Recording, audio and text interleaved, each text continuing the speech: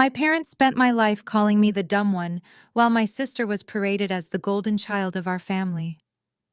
On the night of her lavish graduation party, my father stood before hundreds of guests and declared she would inherit everything, revealing a brand new Tesla and the deed to a $20 million mansion. I sat quietly in the back row, holding her purse just as I was told. I said nothing when they laughed at me. I just waited. I waited until a stranger in a tailored suit walked through the heavy oak doors, handed me a sealed envelope, and whispered that today was the day they would finally find out who I really am. Before I continue this story, let me know where you are watching from in the comments below. Hit like and subscribe if you have ever had to stand up to family who underestimated your worth. My name is Zora. I am 28 years old, and tonight is the night the empire of my family crumbles. The crystal chandeliers of the most exclusive Black-owned country club in Atlanta cast a golden glow over the massive ballroom. Hundreds of elite guests were dressed in their finest evening wear, sipping expensive champagne and mingling in a sea of fabricated perfection. At the center of it all stood my father, Desmond. He tapped his crystal glass with a silver spoon, demanding the attention of the room. The ambient chatter died down instantly. My father loved an audience. He thrived on the admiration of his peers, constantly projecting the image of a self-made patriarch who had built impenetrable generational wealth. Beside him stood my mother, Valerie, wearing a custom designer gown that cost more than my first car. She was beaming her arm, linked with my younger sister, Nia. Nia was 26, fresh out of law school and glowing in the spotlight. Her fiancé, Jamal, stood close by, projecting the slick confidence of a man who believed he ran the financial world. I stood near the service doors at the back of the room, intentionally placed far away from the cameras and the congratulatory hugs.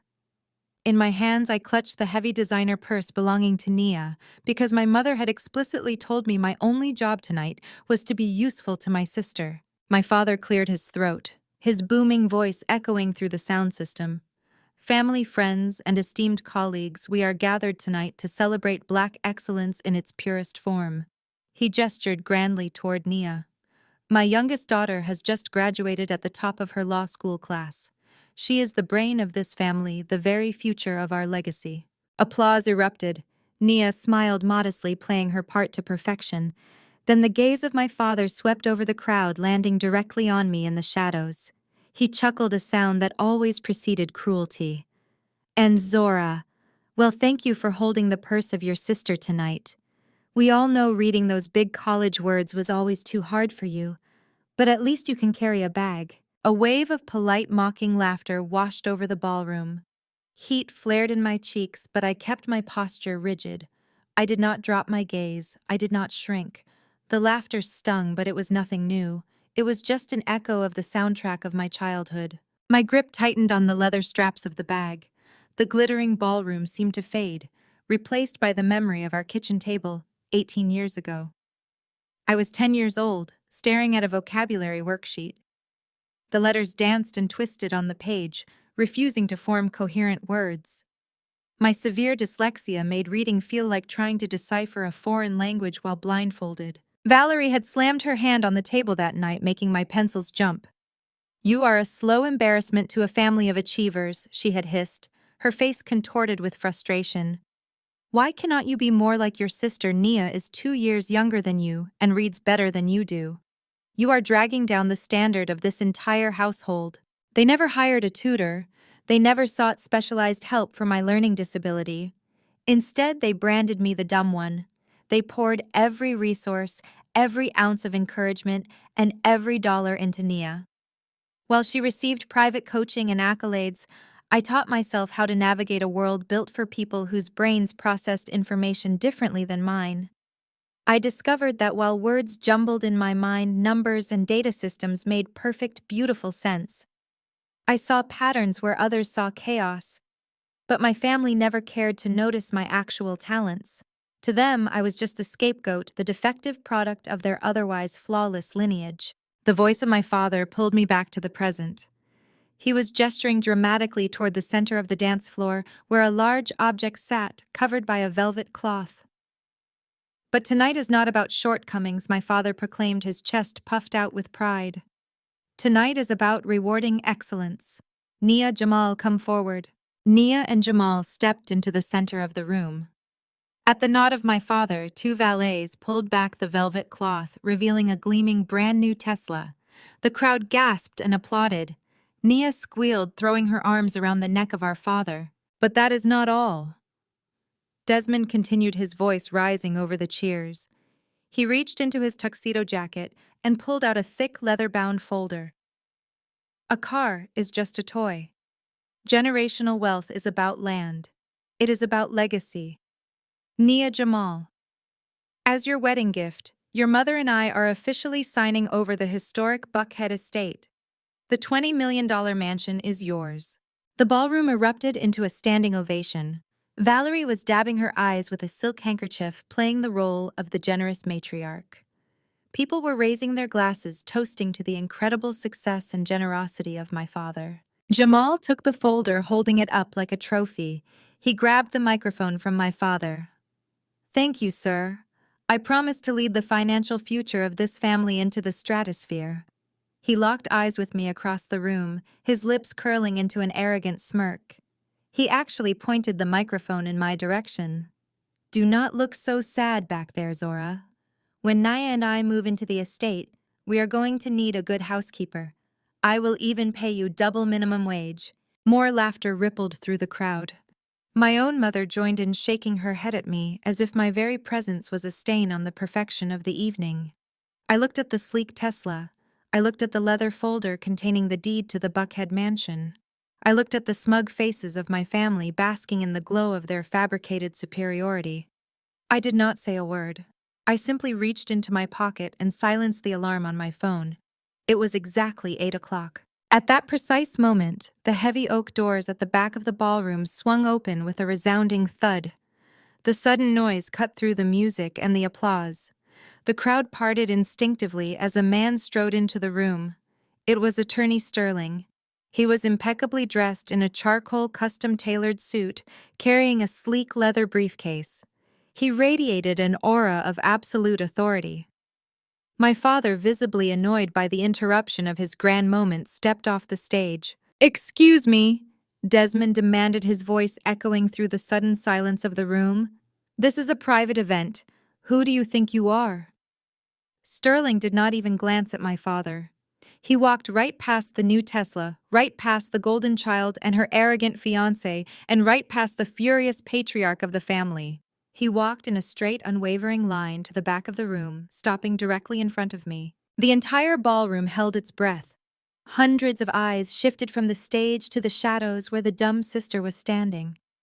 Sterling stopped, closed his briefcase, and bowed his head slightly in a gesture of profound respect. He reached into his breast pocket and pulled out a thick envelope sealed with red wax. He held it out to me. "Madam CEO Sterling," said, his voice clear and resonant, carrying effortlessly through the quiet room. "The wire transfer just cleared. All the acquisitions are finalized. It is time for me to end this charade. The people who underestimated me for 2 decades were about to learn what happens when the scapegoat becomes the architect of their destruction."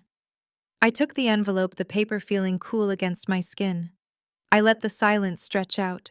It was no longer their stage. I held the thick envelope, its weight grounding me in the reality of what I was about to do. Before I could even break the wax seal, the sharp, heavy footsteps of my father echoed across the polished marble floor. Desmond marched toward us, his face twisting into a mask of pure, unadulterated rage. The veins in his neck strained against his starched collar. He shoved past a waiter, nearly knocking over a tray of champagne flutes, his eyes locked entirely on Sterling. "What is the meaning of this?" my father roared, his voice bouncing off the high ceilings of the ballroom. "Who let this man in here? This is a private, invite-only event for the elite circle of Atlanta." Sterling did not flinch. He simply adjusted his cuffs, his posture radiating the kind of quiet, expensive power my father had spent his whole life trying to fake. My father spun toward me, pointing a thick finger inches from my face. "Zora, what is this nonsense? Did you actually hire a struggling actor to walk in here and hand you a piece of paper just to steal the spotlight from your sister? You are pathetic. You have always been jealous of Nia, but this is a new low even for you. I stared at him, letting his insults wash over me. For years, his harsh words would have sent me shrinking into a corner, completely convinced of my own inadequacy. Tonight they sounded like the desperate, hollow ramblings of a man slowly losing his grip on reality. Jamal strutted over, inserting himself between me and the growing crowd. He ran a hand over his perfectly lined-up beard and laughed, a sound dripping with absolute condescension. "Come on, man," Jamal said, looking my father up and down like they were old fraternity brothers. "Look at her. She is probably wearing a dress off the clearance rack at some discount store. Let her have her little fantasy moment. But seriously, Zora, you need to leave right now. You are ruining the aesthetic of the evening. Nia has very important colleagues here, and frankly, having you stand in the back looking like a disgruntled intern is not great for our brand." I looked at the tailored suit of Jamal bought with money he did not actually have, and remembered the night he first came to our family dinner. He had spent the entire evening making thinly veiled jokes about my decision to pursue data architecture instead of a traditional corporate path, asking if I was just playing on computers all day long. My parents had laughed right along with him, offering him the best cuts of expensive meat while handing me the side dishes to pass down the long table. They treated him like absolute royalty because he used the right finance buzzwords, completely ignoring the fact that his math never actually added up. "I am not going anywhere, Jamal," I said smoothly, my voice carrying a quiet, unshakable authority that made his smug smirk falter for a fraction of a second. "And my dress is doing just fine." "Security, my mother!" Valerie shrieked, marching over with her heavy silk gown, rustling loudly against the marble. "Get security in here right now and throw this man out. And take Zora with him." Before any security guards could make a move to intervene, the heavy ballroom doors swung open again. This time it was not an ally of mine. It was Mr. Harrison, the general manager of the country club. His face was slick with nervous sweat, and he looked like a man about to deliver a live explosive into a crowded room. He practically sprinted across the massive ballroom, dodging confused guests and making a direct line for my father. "Mr. Desmond," the manager whispered frantically, grabbing my father by the elbow and trying to pull him away from the center of the room. "Sir, we have an immediate crisis. I need you in my office right now." My father yanked his arm away, visibly offended by the physical contact.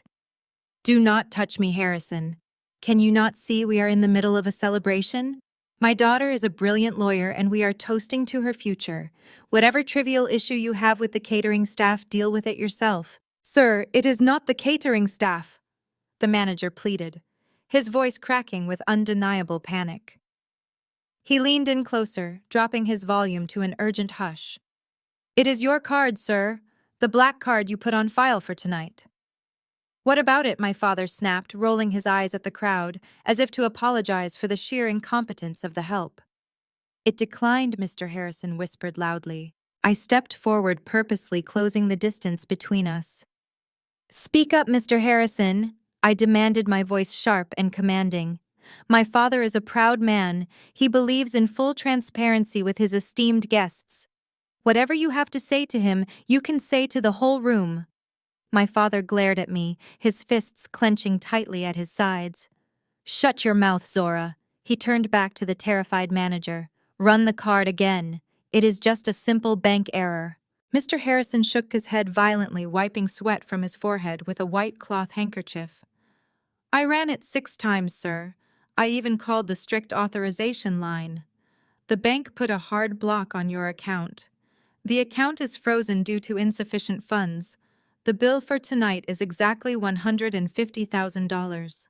And sir, because the vendors require immediate payment for a party of this magnitude, the local police are already waiting in the lobby. They are threatening to walk in here and arrest you for theft of services if the balance is not cleared in the next 5 minutes. A collective gasp rippled through the hundreds of elite guests. The classical music had stopped completely. The silence in the room was so absolute, you could hear the ice melting in the champagne buckets nearby.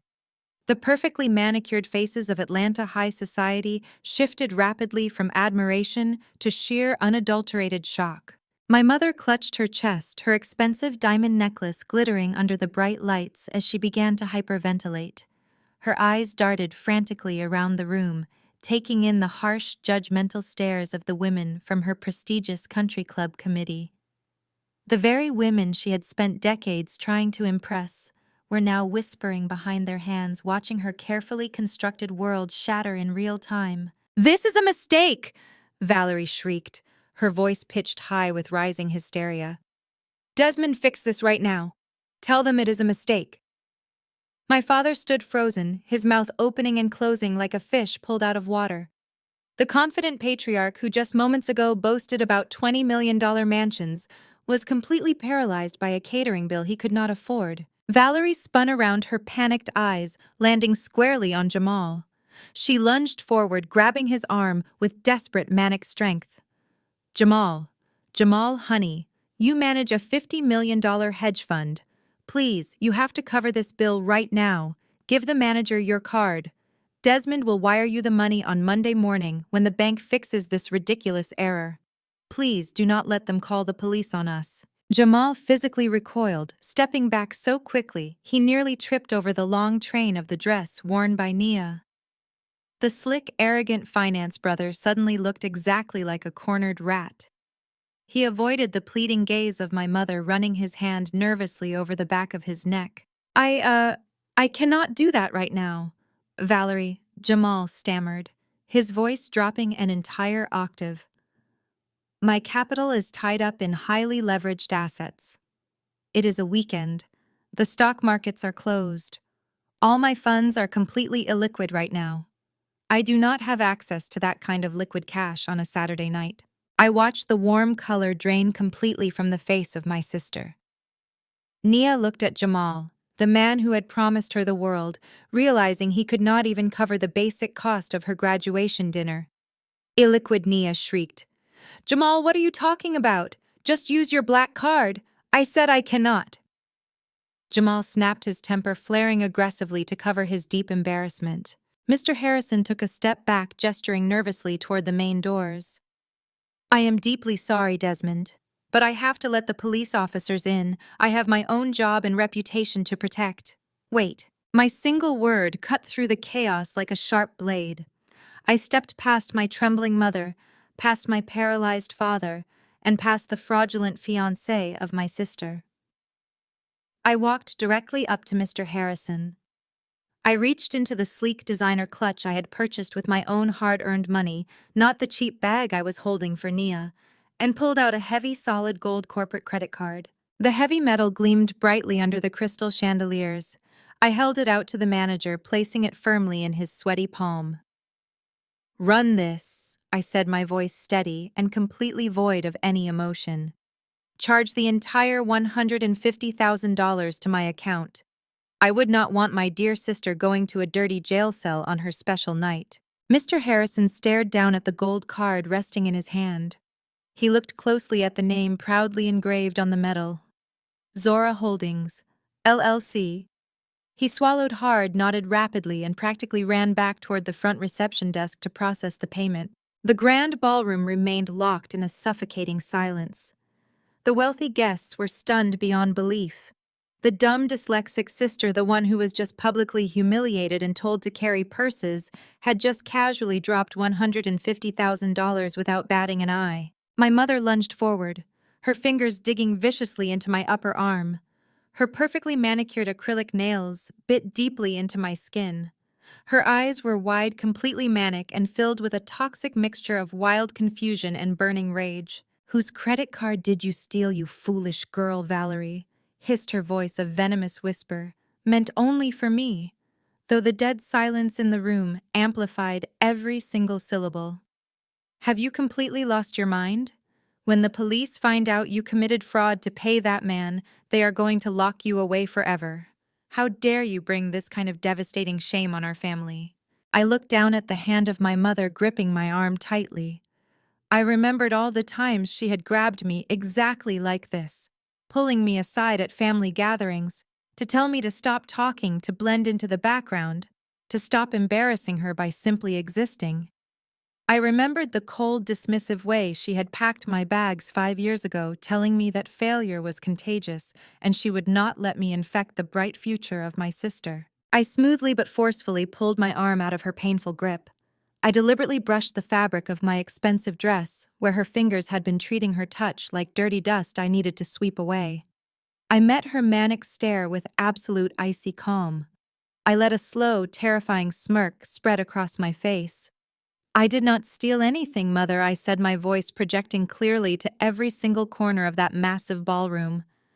"I am just the only one in this family whose money is not an illusion." I turned my head slowly, locking my eyes directly with my father. He was staring at me as if he was looking at a terrifying ghost.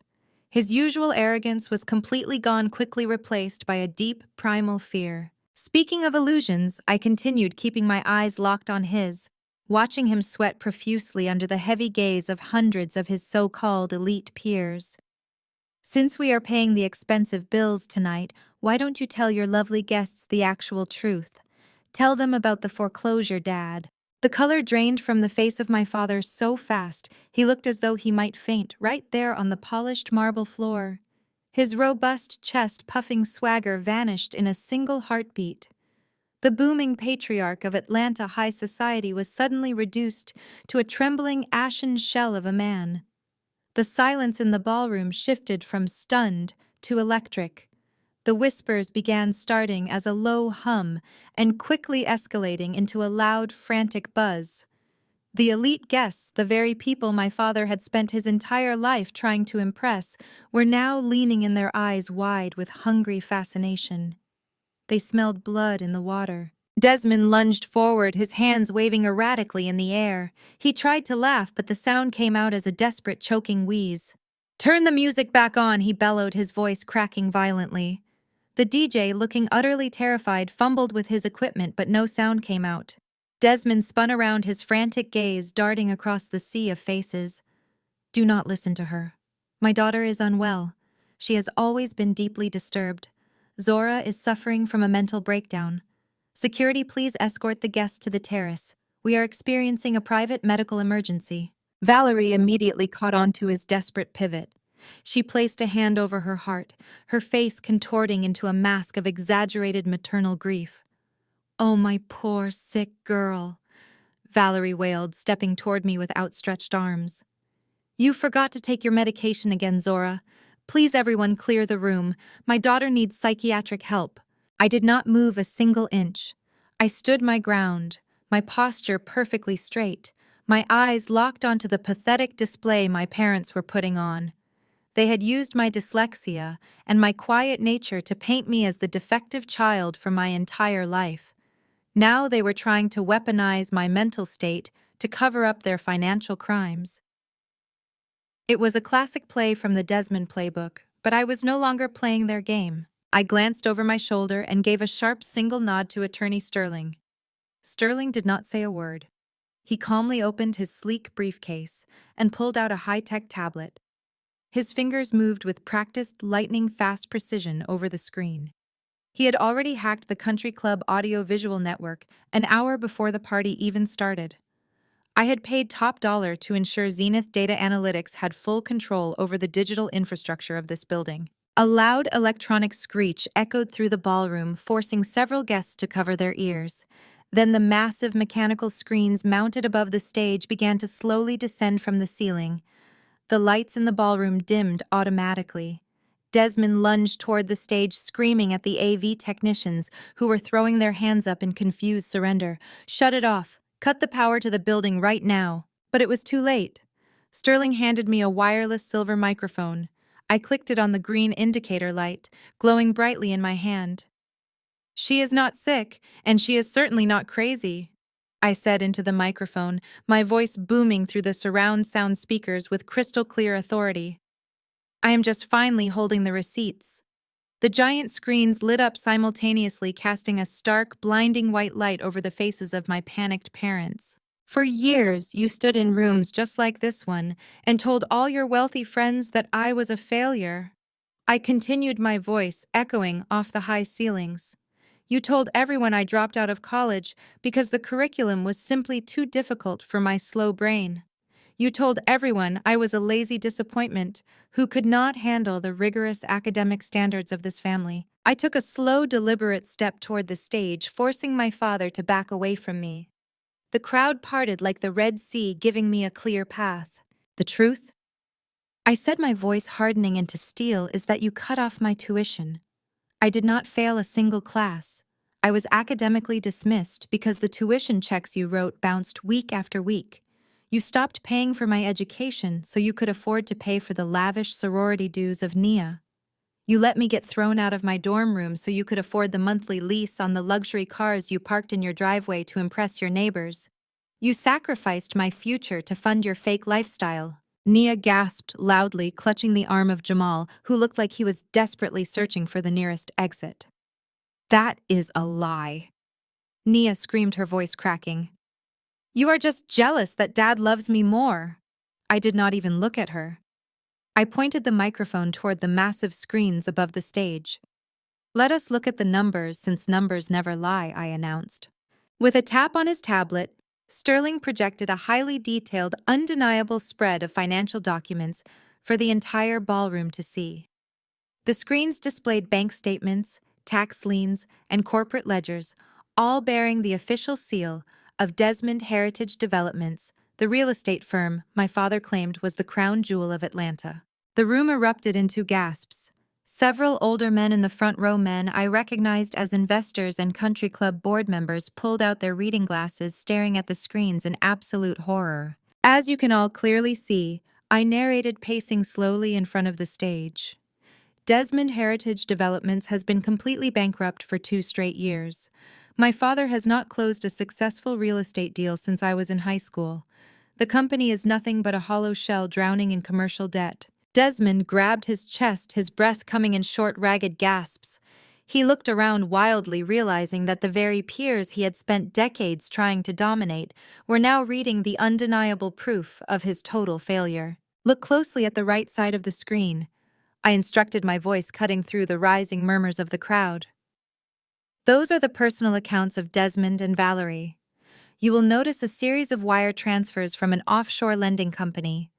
These are not standard bank loans. My parents have been taking out predatory high-interest loans from shadow lenders just to keep up appearances in Atlanta high society. They leveraged everything. They borrowed against a company that has zero value just to buy designer gowns, lease exotic cars, and throw $150,000 graduation parties they absolutely cannot afford. Valerie let out a piercing, dramatic wail.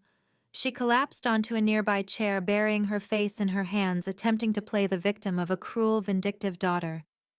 But the women around her, the very socialites she had lorded her supposed wealth over just hours ago, physically stepped away from her, pulling their expensive dresses tight against their legs as if failure was a communicable disease. You are looking at the illusion of generational wealth. I stated, my words ringing with a heavy, unyielding truth. There is no empire. There is no legacy. There is only a mountain of bad debt and a desperate, pathetic need to look rich while completely drowning in poverty. My father is not a real estate mogul. He is a fraud. The silence that followed was heavy and suffocating. The elite crowd, the pinnacle of Atlanta society, was witnessing the absolute destruction of one of their most prominent families. Desmond leaned heavily against the podium on the stage, his head bowed, his shoulders shaking. He did not say a word. He could not. The math was right there in glowing white lights for everyone to read. Suddenly, the sharp click of high heels broke the silence. Nia marched forward, her face twisted with a mixture of terror and furious entitlement. She let go of Jamal and stomped right up to me, waving the thick leather folder my father had given her just moments before. You are lying! Nia screamed, spittle flying from her lips as she pointed an accusing finger at my face. You hacked into those screens and put up fake documents because you want to humiliate us. You have always been a bitter, plain loser. Dad is rich. We are rich. She held the leather folder high in the air, brandishing it like a sacred shield against the undeniable truth projected behind her. Dad just gave me the $20 million Buckhead estate. Nia yelled, her voice echoing frantically through the ballroom. I have the deed right here. The house is in my name.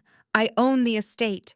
You cannot fake a legal deed, Zora. I looked at my younger sister, the golden child, the girl who had been handed the world on a silver platter while I was left to scrape by in the shadows.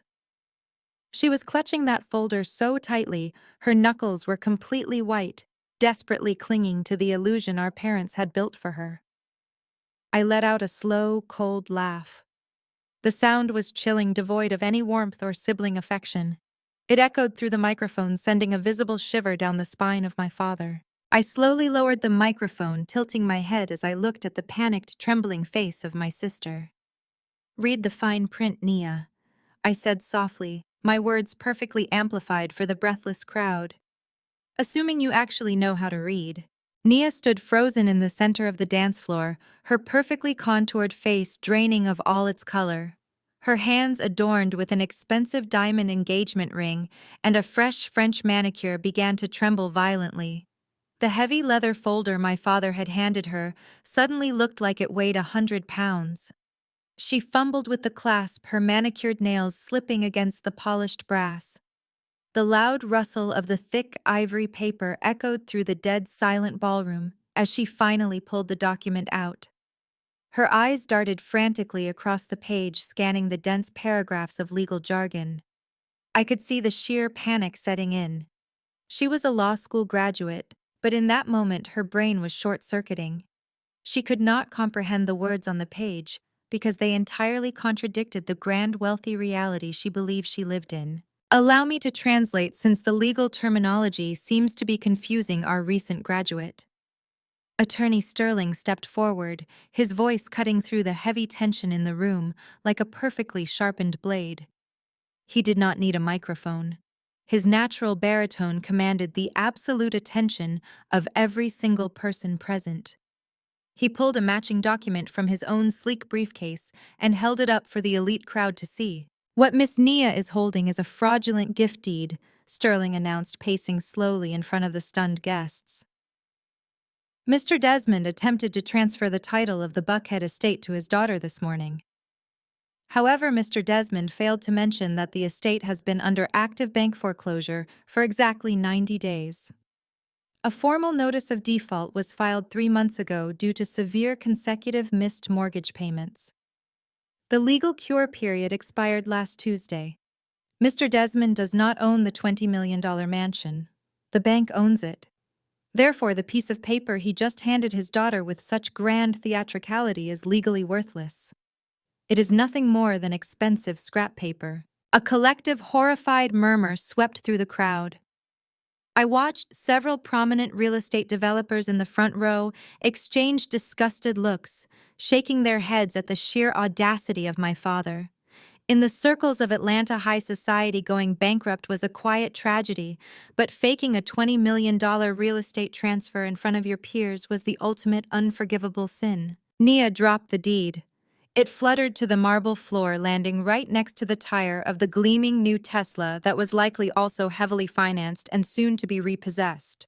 She stared at the paper, her breath coming in short, panicked gasps. Valerie could not handle the public destruction of her perfect narrative. My mother snapped out of her hysterical shock and lunged forward, grabbing Nia by the shoulders and pulling her close, using the golden child as a physical shield against the crushing humiliation. "Do not listen to her," Valerie shrieked, her voice echoing shrilly over the murmurs of the crowd. She pointed a shaking, accusing finger at me, her eyes wild with furious delusion. "Zora is just a bitter, jealous liar. She has always been incredibly jealous of her sister. Nia is a brilliant legal mind. She just graduated at the absolute top of her class. She is a legal prodigy." Valerie spun around to face the audience, desperately trying to rally the wealthy guests back to her side. She waved her hands frantically, her heavy diamond bracelets clinking together. "Nia will sue her for defamation," Valerie screamed, her voice cracking under the strain of her own desperate lies. "Nia will take Zora to court and destroy her. My youngest daughter is a genius. Her sheer brilliance will save the Desmond firm. She is going to be the most powerful corporate attorney in this state. She is nothing like this defective slow girl standing in the back." I let out a long, slow breath. The sheer entitlement of my mother was breathtaking, but it was also exactly what I had prepared for. They had built the entire identity of Nia on the foundation of my supposed stupidity. It was time to pull that foundation right out from under them. I stepped away from the service doors, walking slowly and deliberately toward the center of the room. The guests parted instantly, giving me a wide berth. I stopped just a few feet away from my mother and my trembling sister. "Brilliant!"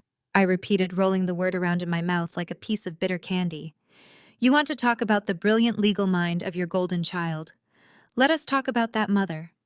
Let us talk about exactly how your legal prodigy got into that prestigious law school in the first place." I held out my hand. Sterling immediately placed a sleek digital tablet into my palm.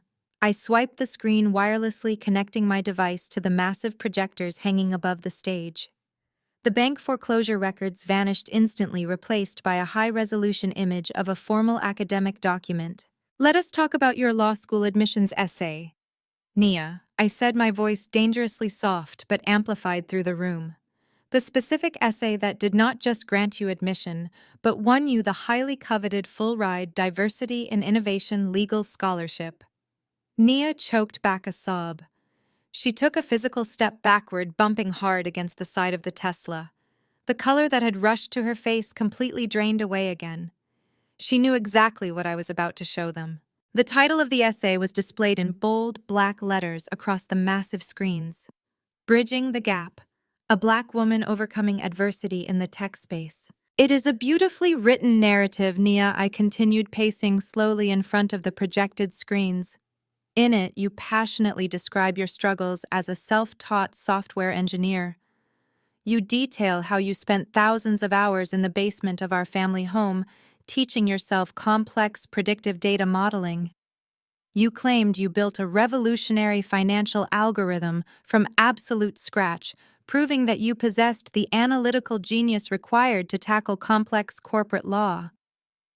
The admissions board was completely blown away by your sheer technical prowess." I tapped the screen of my tablet again. The image on the projectors shifted. Half the screen displayed the complex lines of code Nia had submitted as an appendix to her scholarship application. The other half of the screen displayed the exact same lines of code, but this document included a highly specific, undeniable digital footprint. It featured embedded metadata, creation dates, and my own encrypted digital signature. "You did not write a single line of that code, Nia," I stated, my voice echoing with absolute, unyielding certainty. "You do not even know the difference between Java and Python." "I wrote that predictive algorithm. I spent 2 years in the damp basement of this family home teaching myself data architecture, while the two of you were upstairs laughing at my spelling test scores and calling me a slow embarrassment." Valerie stepped in front of Nia again, her face twisting into an ugly, vicious sneer. "That is a lie. Nia is the smart one. You are just a glorified secretary playing on computers. You could never build something that complex." "I did build it, Mother," I countered, staring directly into the cold, manipulative eyes of Valerie. "And I remember the exact night you stole it from me. The ballroom was so quiet, you could hear the hum of the projector fans. I let the memory wash over me, turning the pain of my past into the weapon of my present." "I was 19 years old," I said, my voice ringing out clearly. "I had left my primary flash drive on the kitchen counter by accident. I was walking back down the hallway when I heard you talking to Nia. I heard you tell her to just plug the drive into her laptop and put her name on the file. Nia was worried about getting caught. And do you remember what you told her mother?" Valerie swallowed hard, her throat visibly bobbing, but she could not look away from me. "You told her not to worry." I continued, my words striking like physical blows. "You said Zora is too dumb to do anything with this anyway. It is just a bunch of useless computer garbage. Put your name on it, Nia. Let your sister finally be useful and provide something real for your future." Several prominent attorneys and judges who were attending the party, as guests of my father, began to actively whisper among themselves. The word plagiarism floated clearly through the tense air. Stealing intellectual property to secure a federal academic scholarship was not just a family squabble. It was massive academic fraud. The brilliant legal career of my sister was completely dead before she even had the chance to sit for her bar exam. Nia buried her face in her hands, her shoulders shaking with violent, uncontrollable sobs. She slid down the side of the Tesla, collapsing into a pathetic heap on the polished marble floor. The flawless, untouchable golden child was completely broken, exposed as an absolute fraud in front of everyone she had ever tried to impress. Valerie looked around wildly, realizing the socialite crowd was now looking at her with pure, unfiltered disgust. She had not just raised a fraud, she had actively orchestrated the theft. Before my mother could launch into another hysterical denial, heavy footsteps pounded against the marble floor. Jamal shoved his way past my mother, placing himself directly between me and the weeping form of Nia. He puffed out his broad chest aggressively, adjusting the lapels of his expensive, custom-tailored tuxedo. He was trying to project the alpha male dominance he always used to intimidate people in boardrooms. "Enough of this absolute circus!" Jamal barked, his voice loud and dripping with arrogant authority. "I do not care what kind of fake digital files you are spinning up on those screens, Zora. You are just a bitter, jealous woman trying to ruin the best night of the life of my fiancé." He pointed a harsh finger at my face, stepping so close I could smell the overpowering, expensive cologne he bathed in. "You think a little bank foreclosure scares me?" Jamal sneered, looking around the room to ensure the elite crowd was watching him play the savior. "You think some delayed mortgage payments are going to take down this family? You are looking at a man who manages a $50 million private hedge fund. I control more capital before breakfast than you will see in your entire pathetic life." Jamal reached down and pulled Nia up by her arm, holding her against his side. He glared at me with absolute contempt. "I will call my bankers on Monday morning and pay off the entire Buckhead estate foreclosure in cash," Jamal declared loudly, puffing his chest out even further. "I will clear the catering bill. I will clear the debts of Desmond. And then Zora. I will personally make sure you are utterly ruined in this city. I will make sure you never work a single day in the corporate sector again. You are nothing but a glitch in our system. Now pack up your little tablet and get out of my sight." The crowd watched with bated breath, waiting to see how the quiet, supposedly dumb sister would handle a direct threat from a high-powered finance executive. I did not flinch. I did not step back. I looked at the aggressive, posturing stance of Jamal, taking in his expensive watch and his perfectly styled hair. I let a slow, terrifyingly calm smile spread across my face. I tilted my head, looking at him as if he were a particularly interesting insect caught in a web. "Will you, Jamal?" I asked softly, my voice carrying a quiet, dangerous edge that made the hairs on the back of his neck stand up. "You are going to save the entire Desmond family with your massive, untouchable wealth." I took one step closer to him, never breaking eye contact. "That is a very bold promise," I whispered, lifting the microphone back to my lips. "Let us talk about that $50 million fund of yours." Jamal scoffed, a loud, grating, and incredibly arrogant sound that bounced off the crystal chandeliers overhead. He completely dropped the protective hold he had on Nia, stepping away from her crumbling form, as if her sudden exposure as a fraud was contagious. He squared his shoulders and marched directly toward me. He crossed his arms over his broad chest, his custom-tailored tuxedo straining against his aggressive posturing stance. He was trying to physically intimidate me, using his height and his booming voice to shrink me back down into the quiet, invisible sister I used to be. "You want to talk about my fund?" Jamal mocked, shaking his head slowly, as if he were dealing with a deeply confused, petulant toddler. "You have absolutely no idea what you are talking about, Zora. You are a glorified secretary who plays with spreadsheets and color-coded graphs. You do not understand the first thing about capital. You do not understand institutional liquidity leveraged buyouts or mezzanine financing." He turned slightly, playing to the crowd, making sure the older wealthy men in the room could hear his heavy use of financial buzzwords. "Black men like me, we run the economic engine of this city," Jamal boasted, his voice dripping with condescension. "We deal in high-yield derivatives and algorithmic trading. We move millions before you even wake up to pour your cheap coffee. You are completely out of your depth here, Zora. Go back to answering phones and fetching coffee before you embarrass yourself even further in front of these esteemed guests." The wealthy crowd muttered among themselves. Some of the older men nodded slowly, clearly, buying into the confident, buzzword-heavy bluster Jamal was aggressively projecting. He was banking heavily on the fact that complex financial jargon usually made people back down. He was counting on my historic silence, assuming I would wither under his alpha male performance, just like my father always expected me to. I did not back down. I did not shrink. I stepped directly into his personal space, forcing him to look me squarely in the eye. He flinched, surprised by my complete lack of fear. I tapped the screen of the tablet Sterling had handed me, my movements calm and entirely deliberate. "You are absolutely right about one thing, Jamal," I said, my voice projecting clearly through the microphone echoing across the vast, opulent ballroom. 5 years ago, I did not understand capital.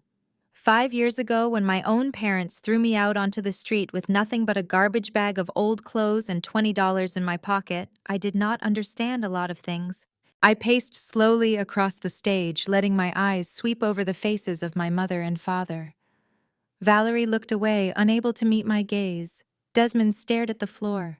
I spent my first winter sleeping on a busted, stained futon in a freezing studio apartment that lacked basic heating. I continued my voice steady, carrying the weight of unvarnished truth.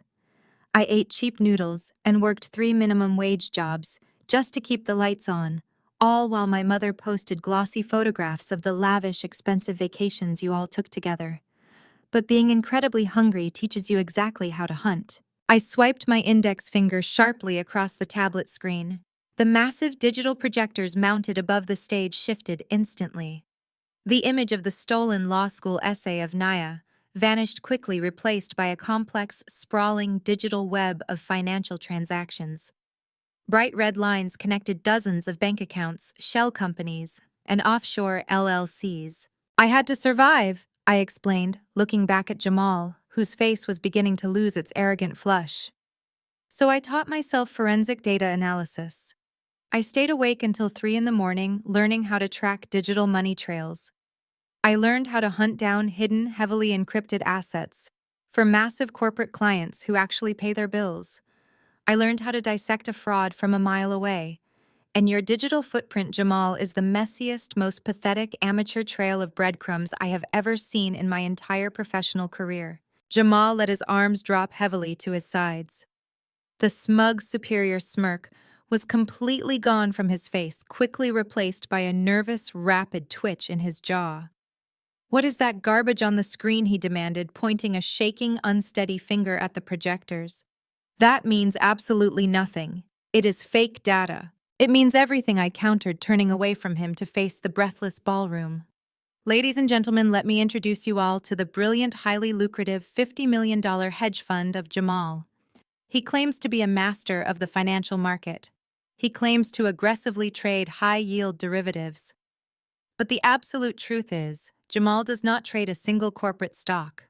He does not invest in commercial real estate. He runs a textbook predatory Ponzi scheme." A massive shockwave of gasps rippled violently through the elite crowd. Several people physically stepped back from Jamal, treating the slick finance brother like a live ticking explosive.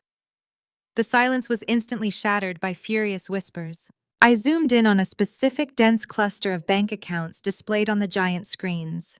The names attached to those specific accounts were not wealthy corporate investors. They were not institutional banks or high-net-worth venture capitalists.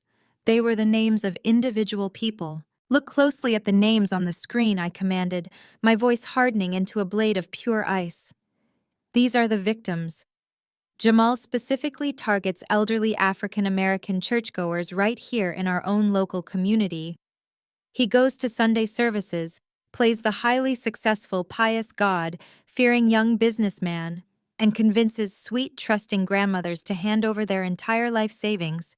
He promises them a guaranteed 20% return on their hard-earned retirement funds. I took a step toward Jamal, disgusted by the sheer proximity of him. "But he is not investing a single dime," I continued, my voice echoing loudly. "He is just taking the retirement money from Sister Mary to pay off the initial investment of Deacon Jones, while blatantly skimming the massive difference to buy custom-tailored tuxedos, lease luxury sports cars, and pretend he is a titan of industry. You steal from the most vulnerable people in this city to fund your fraudulent lifestyle." Jamal was sweating profusely now. Thick, heavy drops of perspiration rolled down his forehead, soaking rapidly into his stiff, expensive white collar. He wiped his face erratically. "Shut up," he screamed, his voice cracking, losing an entire octave of its fake authority. "That is strictly confidential financial data. You cannot legally access that information. You are breaking the law." "Actually, I can," I said smoothly, never breaking my intense stare. "Because when you run your fraudulent, illegal business through cheap, highly unsecured public servers to save a few bucks, a competent data architect can completely legally subpoena your public routing records. You are completely broke, Jamal. Your so-called $50 million fund actually has a current verified bank balance of exactly negative $412. Nia looked up at Jamal from her pathetic heap on the floor. Her tear-streaked face was wide with a horrific, devastating realization. "Jamal?" She whispered, her voice trembling so badly it was barely audible. "Tell me she is lying. Tell me you have the money. Tell me we are not completely broke." Jamal entirely ignored his brilliant genius fiancée. His eyes darted frantically around the massive ballroom, searching desperately for an exit strategy, looking for any possible way to escape the crushing reality of his public exposure. "But that is not even the best part," I continued, my voice gaining a harder, sharper, and far more dangerous edge. "The Ponzi scheme is actively collapsing right now. You completely ran out of new, gullible investors 3 months ago. To keep the grand illusion alive, to keep paying the early investors so they would not immediately go to the federal police, you took out a massive, highly leveraged loan." I tapped the tablet one more time. A giant red flashing number appeared in the center of the screen. $5 million. "You borrowed $5 million from a private, anonymous venture capital group," I explained, watching the remaining color drain out of the face of Jamal. "A group that specializes in extremely high-risk debt collection.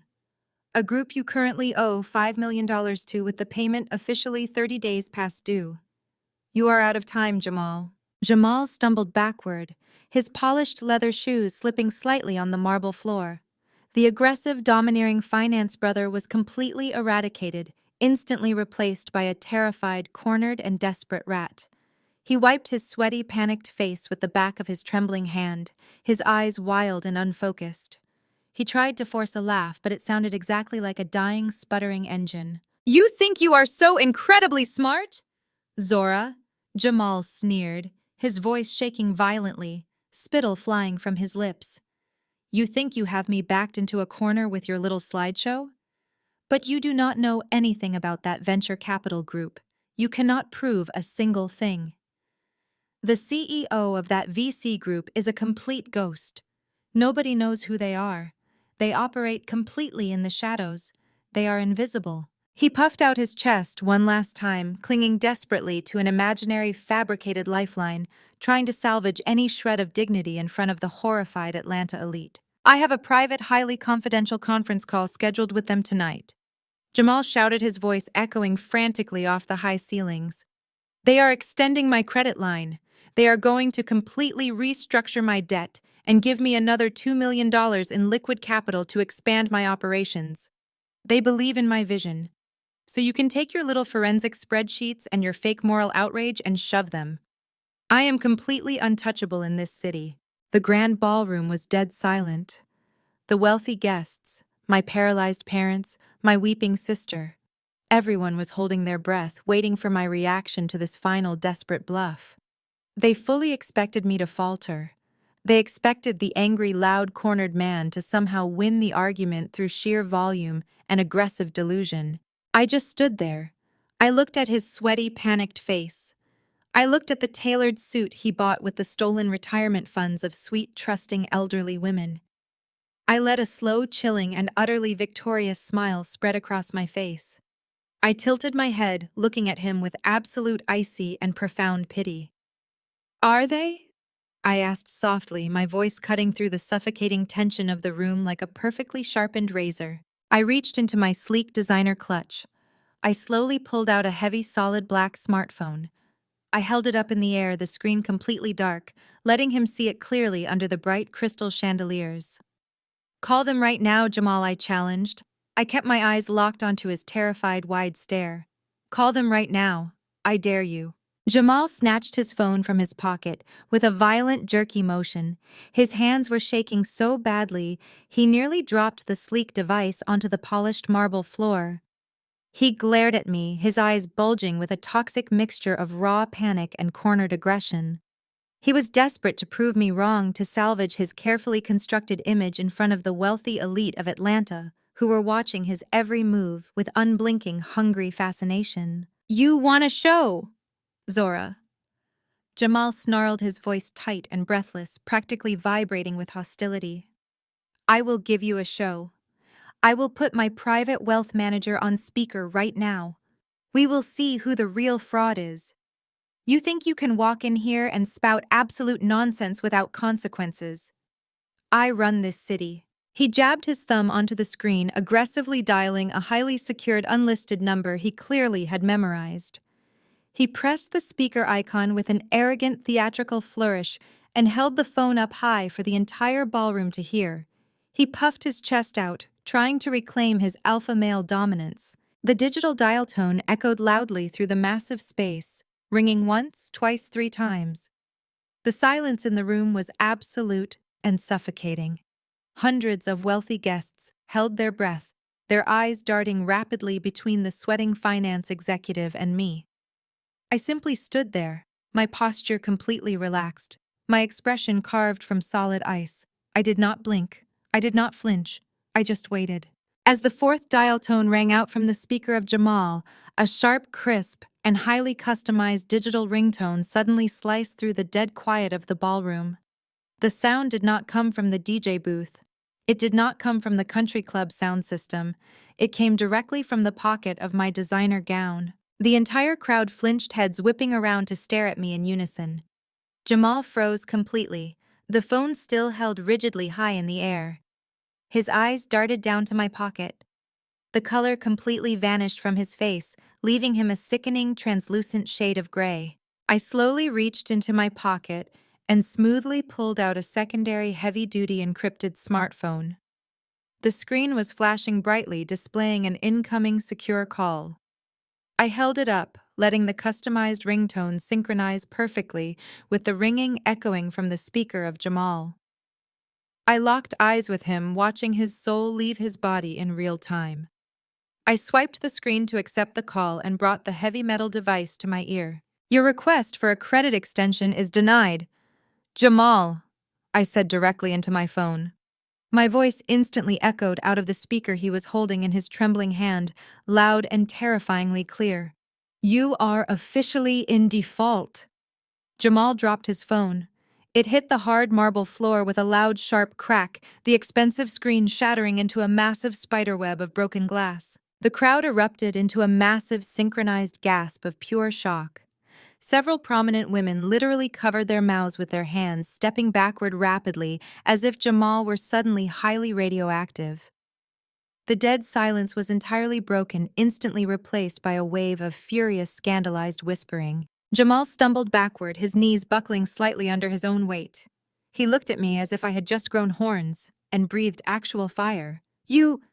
He choked out his voice, nothing more than a hollow, ragged wheeze. You are the ghost CEO. You are the shadow investor. I lowered my phone, keeping my eyes strictly fixed on his crumbling, pathetic facade. 5 years ago, I promised myself I would never rely on anyone else for my basic survival again. I explained, my voice carrying effortlessly over the frantic murmurs of the crowd. I founded Zenith Data Analytics in my tiny, freezing apartment while I was working 3 jobs. We do not just build predictive models. We actively track, acquire, and liquidate bad debt. We find fraudulent, predatory operators exactly like you, Jamal, and we buy up their toxic liabilities. I took a slow step toward him, forcing him to shrink back further. When you went desperately searching for an anonymous venture capital group willing to loan you $5 million to keep your illegal Ponzi scheme afloat, you walked right into my proprietary algorithms. I own your massive debt. I own your fake hedge fund. I own you. Jamal grabbed his head with both hands, pulling viciously at his perfectly styled hair. He was completely and utterly trapped. The devastating realization that he had unknowingly handed his financial noose directly to the sister he had spent years mocking finally hit him with full force. "You set me up!" Jamal yelled, his voice cracking with sheer unadulterated terror.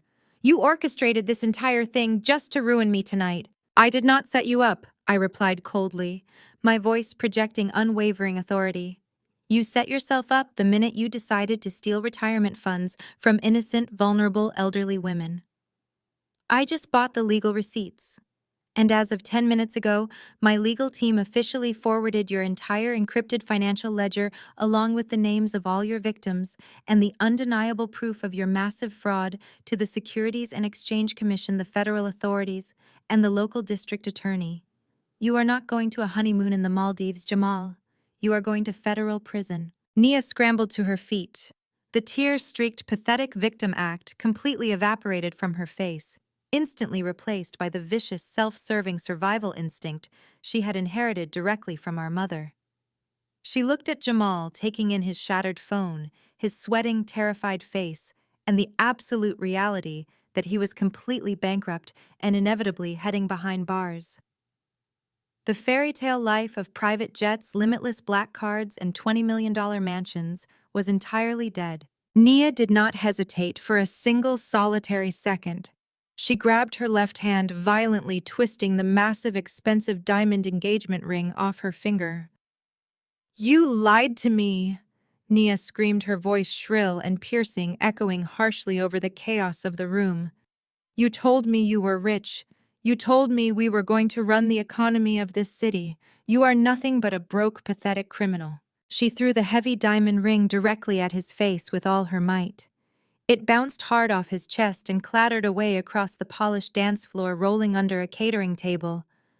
Jamal did not even try to catch it. He just stood there, staring blankly ahead, completely shattered and ruined. "You ruined my life!" Nia wailed, sobbing dramatically for the benefit of the watching crowd, trying desperately to play the innocent victim. "You humiliated me in front of everyone. I am a victim here. I had no idea he was a criminal. I am an innocent law student. He tricked me just like he tricked everyone else." Valerie watched her golden child completely melt down on the dance floor. She looked at the ruined, bankrupt finance executive standing paralyzed in the center of the room. She looked at the fake $20 million deed lying uselessly near the luxury car. Then her manic, calculating eyes locked squarely onto me. She saw the heavy encrypted phone in my hand. She saw the solid gold corporate credit card I had casually handed the club manager earlier. Her brain rapidly processed the undeniable fact that the daughter she had thrown away was actually the sole owner of a highly lucrative data analytics firm, capable of dropping $5 million loans without blinking an eye. The survival instinct of my mother kicked into maximum, terrifying overdrive. The incredible speed at which she abandoned her previous narrative was genuinely sickening to witness. Valerie shoved past a sobbing Nia, completely ignoring the golden child she had fiercely defended just moments before. She aggressively smoothed down the front of her expensive silk gown, forcing a wide, desperate, and incredibly fake smile onto her face. The look of maternal grief vanished instantly, entirely replaced by a hungry, desperate devotion. She rushed toward me, her arms outstretched, her eyes shining with manufactured tears of joy. "Zora," Valerie cried out, her voice dripping with artificial warmth and desperate, suffocating affection. "Zora, my beautiful, brilliant baby girl. I always knew you were special. I always knew you were going to do incredible things." She stopped just inches from me, reaching out to grab my hands. I stepped back quickly, avoiding her physical touch with a look of absolute, unfiltered disgust. She did not let my rejection deter her in the slightest. She clasped her hands tightly together in front of her chest, looking at me like I was a winning lottery ticket. "Zora, my baby!" Valerie exclaimed, her voice breathless with sheer undisguised greed, completely ignoring the fact that her husband was a fraud and her future son-in-law was a criminal. "You are rich. You own a massive company. Oh, thank God you are so successful. You can fix all of this mess. You can pay off the country club manager tonight. You can save the family estate from the bank before the foreclosure is public. You can save your father from bankruptcy. You can save us. Jamal snatched his phone from the inner pocket of his custom-tailored tuxedo with a violent, jerky motion. His hands were shaking so severely that he nearly fumbled the sleek, expensive device, almost sending it clattering to the polished marble floor. He glared at me, his eyes bulging wildly with a highly toxic mixture of raw, primal panic and cornered, desperate aggression. He was suffocating under the crushing weight of public exposure, yet his massive ego refused to let him surrender. He was utterly desperate to prove me wrong, to salvage his carefully constructed fraudulent image in front of the wealthy elite of Atlanta, who were watching his every single move with unblinking, hungry fascination.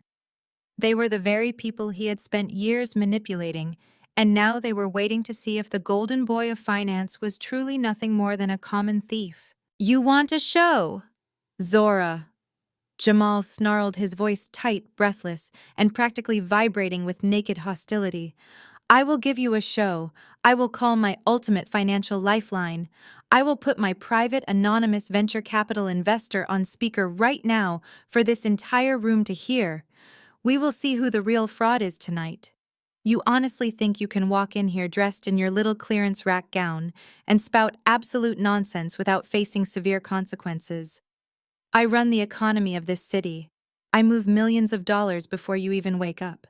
This investor believes in my vision, and they are about to grant me a massive credit extension that will bury you." He jabbed his thumb onto the screen of his phone, his movements rigid and overly aggressive as he navigated to his encrypted contact list. He found the private, strictly unlisted phone number of the shadow investor who held the fate of his collapsing Ponzi scheme in their hands. He pressed the green call button with an arrogant, highly theatrical flourish. He then tapped the speaker icon, ensuring the volume was turned all the way up, and held the phone high in the air like a sacred trophy. He puffed his broad chest out, attempting to reclaim his shattered alpha male dominance, looking around the room to force the guests to witness his supposed victory. The digital dial tone echoed loudly through the massive ballroom. It rang once, it rang twice, it rang 3 times. The silence in the room was absolute and entirely suffocating. Hundreds of incredibly wealthy, powerful guests held their collective breath, their eyes darting rapidly between the sweating, visibly crumbling finance executive and me. I simply stood there, my posture completely relaxed, my expression carved from solid, unyielding ice. I did not blink. I did not flinch. I just waited, letting the agonizing seconds stretch into an eternity, allowing the sheer weight of his impending doom to settle heavily over his shoulders.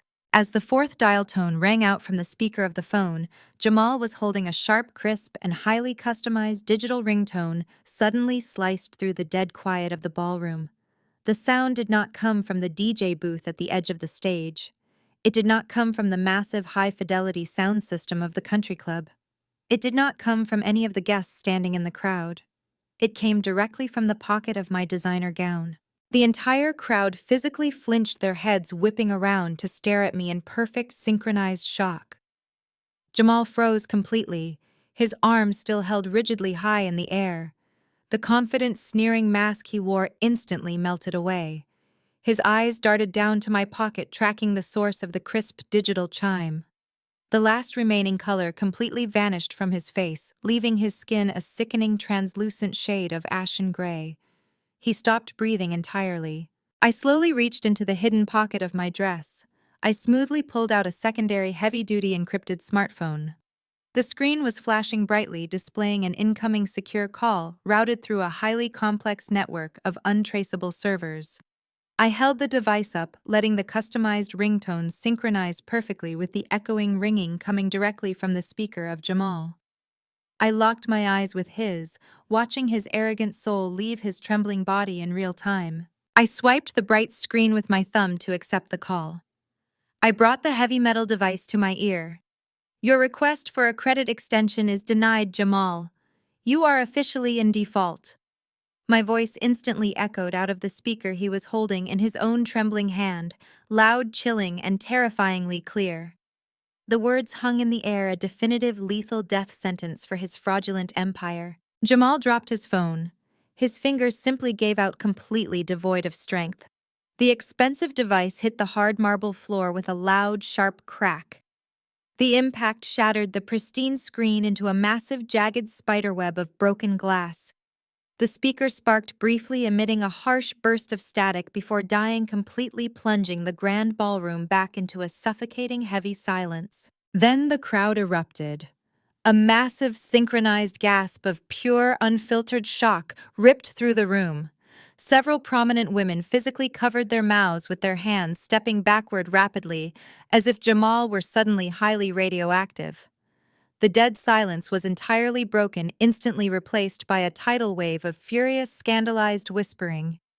The elite socialites and powerful investors were putting the pieces together, realizing they were witnessing the greatest financial takedown in the history of Atlanta high society.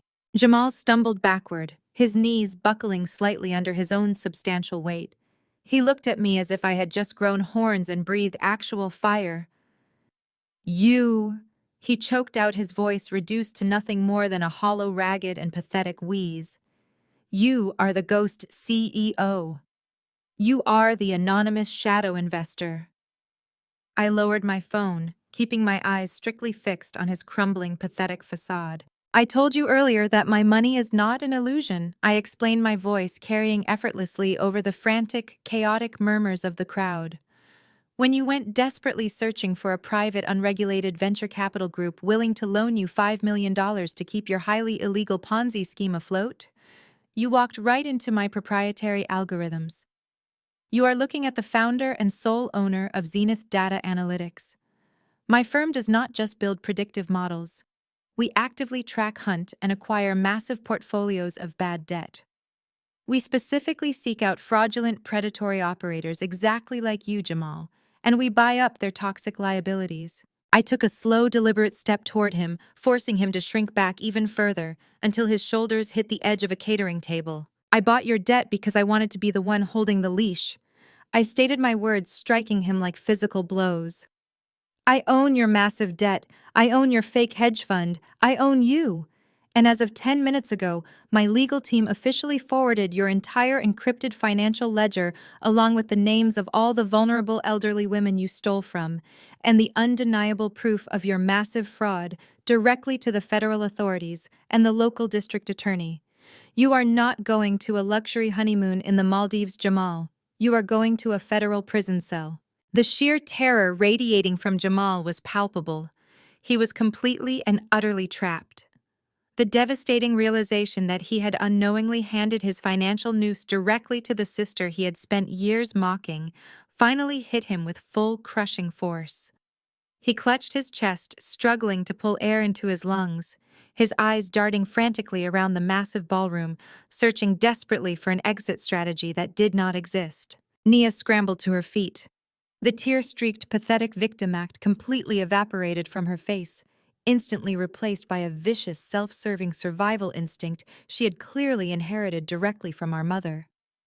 She looked at Jamal, taking in his shattered phone on the floor, his sweating, terrified face, and the absolute reality that he was completely bankrupt and inevitably heading behind bars.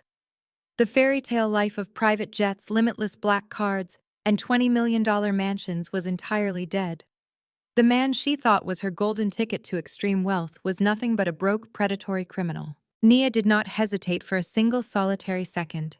She grabbed her left hand violently, twisting the massive, expensive diamond engagement ring off her finger. The metal scraped harshly against her skin, leaving a red mark, but she did not care. "You lied to me!"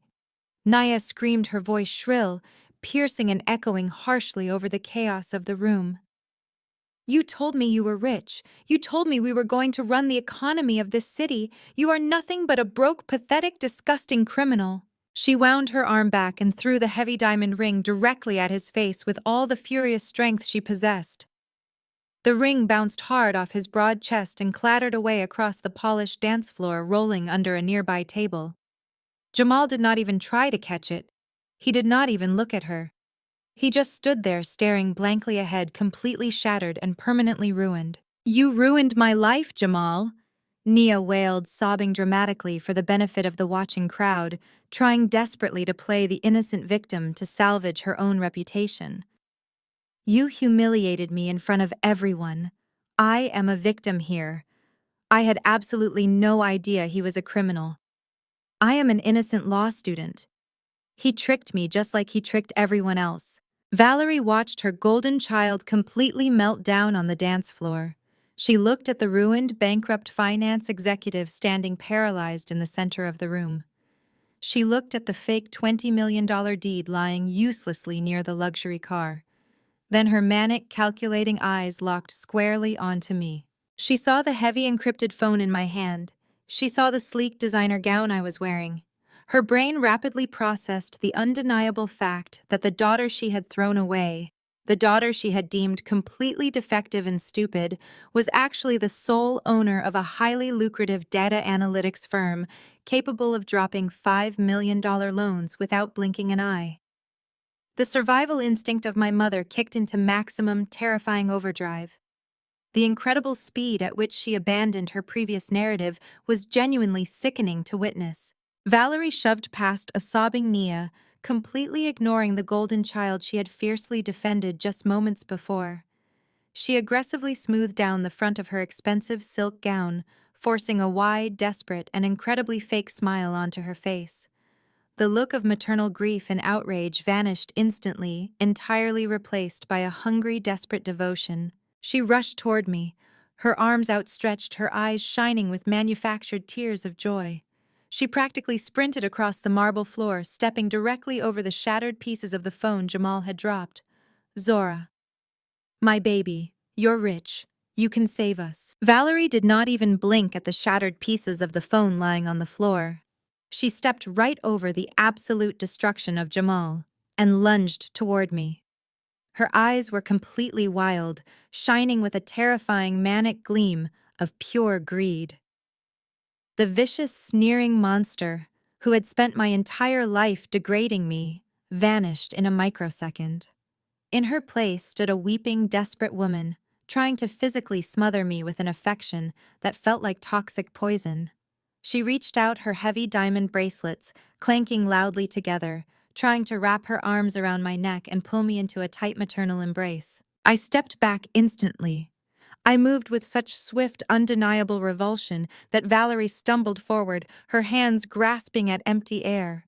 She quickly caught her balance, refusing to let my physical rejection break her frantic performance. She clasped her hands over her heart, tears spilling flawlessly over her heavily contoured cheeks. She looked around the grand ballroom, making sure the elite socialites were watching her play the role of the proud, fiercely protective matriarch. "We always knew you had this inside of you," Valerie cried out, her voice projecting a sickeningly sweet theatrical vibrato. "We knew you were special, Zora. Do you not see what we did? We had to be hard on you. We had to build your resilience. We are a strong Black family, and we do not raise weak women in this house." She took another step toward me, nodding her head, as if we were sharing a profound, beautiful revelation. "We did what we had to do to push you," Zora Valerie declared, her voice rising in a crescendo of absolute breathtaking delusion. "That tough love made you a millionaire. We gave you the drive to succeed. You owe your success to us. You owe your entire empire to the foundation we gave you. Now be a good daughter and clear our debts. Pay these people off so we can go back to being a family." A heavy, suffocating silence fell over the crystal-draped ballroom. The sheer audacity of her demand paralyzed the crowd. She had just watched me expose her golden child as an academic fraud and her future son-in-law as a federal criminal, yet her only instinct was to immediately weaponize my trauma and demand I finance her luxury lifestyle. She was wrapping decades of emotional abuse in the sacred cloth of family loyalty, trying to manipulate the cultural expectation that a successful child must always rescue their parents, regardless of the blood on their hands. I did not smile. I did not raise my voice. I simply looked at the woman who gave birth to me, feeling absolutely nothing but a cold, clinical detachment. "Tough love," I repeated, my voice dropping to a dangerously quiet register that forced everyone in the massive room to hold their breath just to hear me. Is that what you call identity theft, Mother? The word struck the room like a physical shockwave. The wealthy guests gasped, exchanging horrified, wide-eyed glances. In the cutthroat circles of high society, emotional cruelty was a common quiet staple behind closed doors. But felony identity theft against your own flesh and blood was an unforgivable, catastrophic scandal. Valerie froze. The fake, doting smile rigidly locked onto her face, but her eyes widened in pure, unadulterated terror. The blood rapidly drained from her cheeks, leaving her looking hollow and ghastly under the bright lights. She opened her mouth to speak, to launch into another desperate, gaslighting denial, but no sound came out. "Let us talk about the foundation you gave me." "Mother," I commanded, stepping forward and claiming the space she had just retreated from. "Let us talk about the exact day I turned 18 years old. I thought I was legally becoming an adult. I thought I was finally gaining the freedom to step out from under your crushing shadow. But you were already 10 steps ahead, making sure I would be completely crippled before I even reached the starting line." I held up my encrypted digital tablet, tapping the screen to project a new set of documents onto the massive screens above the stage. Highly detailed, certified banking records illuminated the room, displaying dozens of credit accounts, loan applications, and massive unpaid balances. "When I was 18, you took my social security number," I stated, my voice ringing with absolute unyielding clarity. "The number you had access to as my guardian. You secretly opened multiple platinum credit cards in my name. You forged my digital signature. You bypassed the income verification by linking the accounts to the Desmond corporate address, ensuring all the physical mail went directly to your private office where I would never see it." Nia looked up from the floor, her eyes darting between the projected bank statements and our mother. Even the golden child looked entirely shocked by the sheer calculating malice of the act. "You maxed out every single card in less than 90 days. I continued my words, striking Valerie like a relentless hail of stones. "You bought limited edition designer bags. You bought luxury clothes. You paid for the lavish 2-week luxury vacations Nia took to Europe and the Caribbean, the ones where she posed on yachts and pretended she was a self-made success. You funded your entire superficial fake reality using my stolen identity." Valerie began to shake violently. She looked around the room, witnessing the absolute disgust and revulsion burning in the eyes of her wealthy peers. The women she had spent years trying to impress were now looking at her like she was a monster. "But you did not just steal money to buy shiny things," I said, lowering the tablet and staring directly into the terrified, trembling eyes of my mother. "You did it to build a cage. You intentionally destroyed my credit score. You drove it straight into the ground, completely obliterating my financial identity.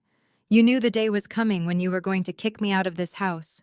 You wanted to make absolutely certain that when you threw me onto the street, I would have nothing." The memory of that freezing winter washed over me, but it did not break me. It only hardened my resolve. "When you packed my clothes in a garbage bag and locked the front door, I tried to rent an apartment," I explained to the silent, captivated audience. "I had saved up cash from my minimum wage jobs, but every single landlord ran my credit. Every single background check showed hundreds of thousands of dollars in defaulted, unpaid luxury debt. They all rejected me. No one would rent to a teenager with a completely destroyed financial history. You engineered my homelessness, Mother. You ensured I would have to sleep on freezing concrete. That was not tough love. That was a calculated, vicious attempt to destroy my life so you could buy a new purse." Valerie began to stammer uncontrollably. Her hands fluttered wildly in front of her face, trying to physically bat away the undeniable truth projected on the screens above. The flawless matriarch was completely broken, exposed as a predatory, abusive thief. "I did not mean to," Valerie stuttered, her voice high and breathless with panic. "I was going to pay it back. The business was struggling. We needed to keep up appearances. The country club dues, the galas, we had to maintain the Desmond image." She spun around, her manic eyes locking onto my father, who was standing frozen near the edge of the stage. The sheer desperation of a drowning woman completely took over. She threw her husband directly to the wolves to save her own skin. "It was him," Valerie shrieked, pointing an accusing, shaking finger directly at the chest of Desmond. "He made me do it. We needed the image. He told me to find the money somewhere. He knew I was using your numbers. He is the one who wanted the cars and the status, Desmond snapped. The public humiliation of his bankrupt reality combined with his wife openly throwing him under the bus in front of the most powerful men in Atlanta completely shattered his fragile, inflated ego. His face flushed a dark, furious crimson. The veins in his thick neck bulged visibly against his stiff collar. He stomped forward, his heavy dress shoes pounding violently against the marble floor. "Shut your mouth, Valerie!" Desmond roared, his voice a booming, thunderous explosion of patriarchal rage. He shoved past his weeping wife, practically pushing her to the side, and marched directly toward me. He puffed out his chest, trying to use his sheer physical size and his history of intimidation to force me into submission. He glared down at me, his eyes burning with furious, unhinged authority. "I am the head of this household!" Desmond bellowed, pointing a rigid, aggressive finger directly at my face. "I built this family. I built the Desmond name with my own 2 hands. I put a roof over your head and food on your plate for 18 years. You do not come into my house in front of my guests and disrespect me. I do not care what kind of little computer business you started. You are my daughter and you owe me." He stepped even closer, his breath hot and ragged, trying to physically dominate the space between us. "You will transfer funds to my account immediately." Desmond ordered, spittle flying from his lips, his voice echoing with absolute terrifying delusion. "You will clear the foreclosure on this estate, and you will show me the respect I deserve as your father. Do it right now or you are dead to me. Or you." The crowd watched in horrified silence. They expected me to cower. They expected the deep ingrained trauma of a demanding, aggressive father to finally break my composure. I did not move a single inch. I did not look away. I stared up at the furious red face of the man who had allowed me to freeze on the streets to protect his fake social status. I felt absolutely no fear, no obligation, and no love. My eyes were entirely dead and cold. "You haven't been the head of anything since 8 a.m. this morning. You haven't been the head of anything since 8 a.m. this morning." Desmond stopped dead in his tracks. The sheer shock of my defiance hit him like a physical concrete wall. For my entire life, this massive man had ruled our household through sheer volume and aggressive intimidation. Whenever he felt his absolute authority slipping, he would simply raise his voice, puff out his broad chest, and bully everyone in the room into fearful, quiet submission. He had spent decades training Valerie to cater to his every fragile whim and conditioning Nia to perform endlessly for his approval. He fully expected me to shrink back, lower my eyes, and obey his booming commands, just as I had done when I was a terrified, helpless teenager. But I was not a teenager anymore. I was a predator who had spent the last 5 years hunting in much darker, more dangerous corporate waters than his pathetic local real estate circles. Desmond let out a low, guttural growl of pure, unadulterated fury. His face flushed a dark, dangerous purple. He raised his heavy hand, stepping aggressively into my personal space, clearly intending to physically intimidate me into silence. He wanted to force me to bow to his will in front of the wealthy Atlanta elite. He wanted to reassert his patriarchal dominance by shrinking me down to nothing. Before his expensive leather shoe could even fully plant itself on the marble floor, Attorney Sterling moved. Sterling did not rush. He simply glided forward with the smooth, lethal grace of a highly paid corporate assassin. He positioned his tall, impeccably tailored frame directly between my furious father and me. Sterling did not raise his hands. He did not adopt a defensive fighting stance.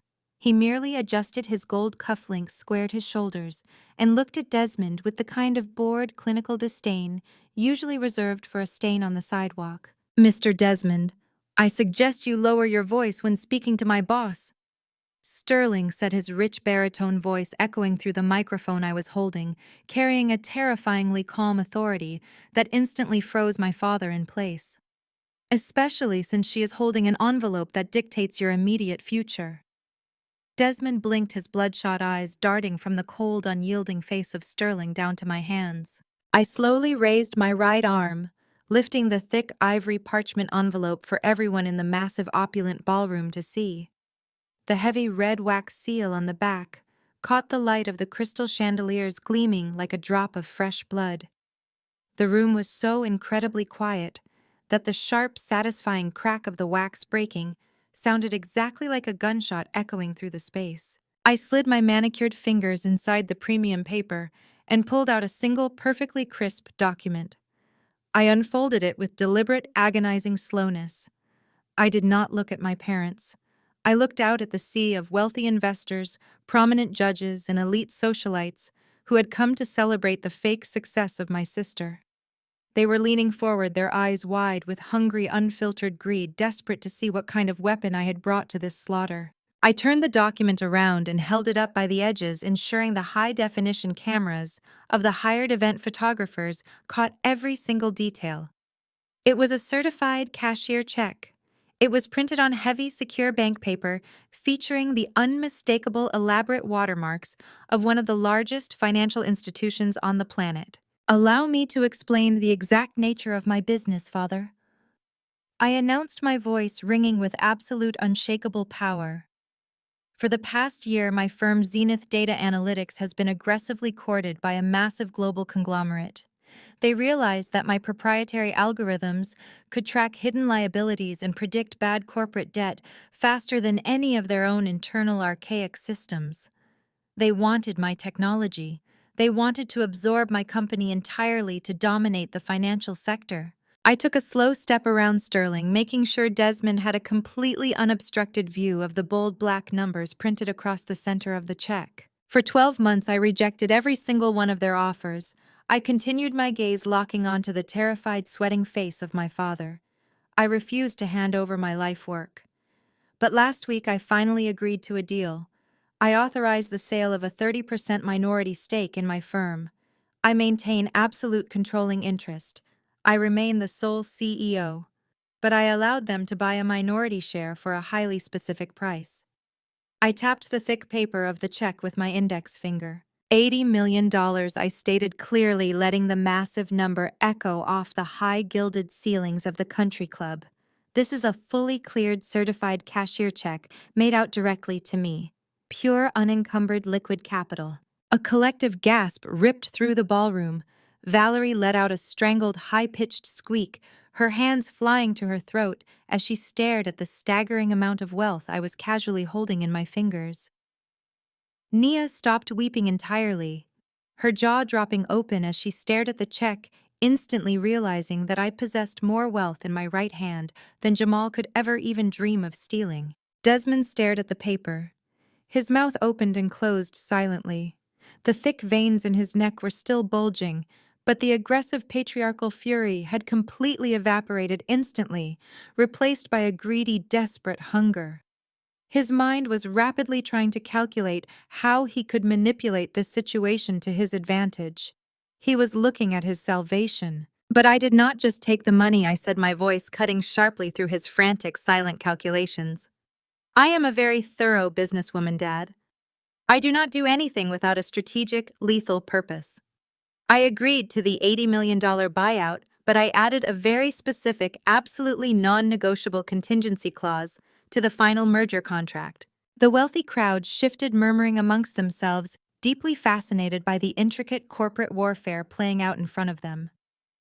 Several prominent business magnates in the front row nodded in silent appreciation of my ruthless tactics.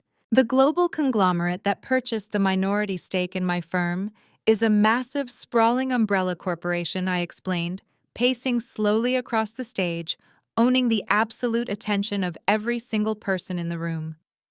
Underneath that massive corporate umbrella is a vast network of subsidiaries, and one of those subsidiaries happens to be a highly specific, very aggressive commercial bank based out of New York. Desmond swallowed hard. A fresh, heavy bead of sweat rolled down his temple. He recognized the description. He knew exactly which bank I was talking about. It is the exact same commercial bank that currently holds every single one of your defaulted business loans, Father, I stated, dropping the polite facade entirely, my voice turning into a lethal weapon. It is the bank that holds the unpaid contractor liens on your failed half-built commercial properties. It is the bank that holds your severely overdrawn personal lines of credit. And most importantly, it is the exact same bank that holds the primary mortgage to the $20 million Buckhead estate you just fraudulently tried to sign over to your golden child. The murmurs in the crowd grew louder, escalating into a chaotic buzz. The Atlanta elite were finally seeing the complete, undeniable picture. Desmond was not just experiencing a temporary cash flow problem. He was utterly, hopelessly drowning in toxic debt, and he had been lying to all of them for years. "You owe them $42 million in total liabilities," I declared, stating the number with brutal clinical precision. "You have missed 5 consecutive payments on your commercial development plots. You have hidden the warning letters. You have dodged the collection calls. You thought you could just fake a massive real estate transfer to Nia, take pictures for the society pages, and somehow magically secure a new line of credit based on fake equity. You thought you could continue playing the wealthy, untouchable patriarch while your entire empire was burning to the ground." Desmond stood frozen on the marble floor, his broad, posturing shoulders slumped. The heavy, expensive tuxedo he wore suddenly looked like a ridiculous, ill-fitting costume on a shrinking man. He looked from the massive $80 million check in my hand, then back to my face. His mind was struggling to process the sheer scale of the power dynamic shift. For 18 years, he had treated me like a useless, defective burden. Now I was the only person standing between him and absolute, complete public ruin. Slowly, a strange, frantic sound escaped his throat. It was a laugh. A high, thin, incredibly nervous laugh that sounded absolutely unhinged in the dead silent ballroom. He wiped his sweating forehead with the back of his hand and forced a stiff, terrifyingly fake smile onto his face. He tried to puff his chest out again, clinging desperately to his shattered patriarchal authority. He looked around the room, trying to project the image of a proud father rather than a ruined, desperate man. "So what?" Desmond barked, his voice carrying a shaky, false bravado. "You are telling me you negotiated with the bank. You used your buyout money to clear the accounts." He let out another loud, nervous laugh, slapping his hands against his thighs. He looked at Valerie, who was nodding frantically, tears of greedy relief streaming down her face. "You paid off my debt," Desmond declared, his chest swelling with arrogant, delusional pride. "You secured the family estate. You saved the Desmond development firm." He took a step toward me, opening his arms as if he were preparing to graciously accept tribute from a loyal, obedient servant. He fully believed his own twisted narrative. He actually believed that after years of brutal emotional abuse, after throwing me out into the freezing cold without a second thought, I had used my newfound wealth to secretly rescue him. He thought my fundamental duty as a black daughter was to sacrifice my own success to uphold the fake hollow legacy of his patriarchy. "Thank you, daughter," Desmond said, his voice dripping with condescending approval. "You finally did something useful for this family. You finally proved your worth." The crowd watched in stunned silence. Some guests looked confused, while others looked physically sickened by the sheer, breathtaking entitlement of the man. I did not move. I let his arms stay open. I let his arrogant, delusional smile hang in the heavy air. I looked at the man who had called me a glitch, a failure, and a slow embarrassment for my entire childhood. I let a slow, terrifyingly calm, and deeply predatory smile spread across my face. My eyes locked onto his, completely devoid of mercy, warmth, or forgiveness. "I didn't pay it off on your behalf, Dad," I whispered softly into the microphone, my voice carrying a lethal, chilling finality that made the blood freeze in his veins. Desmond stopped smiling.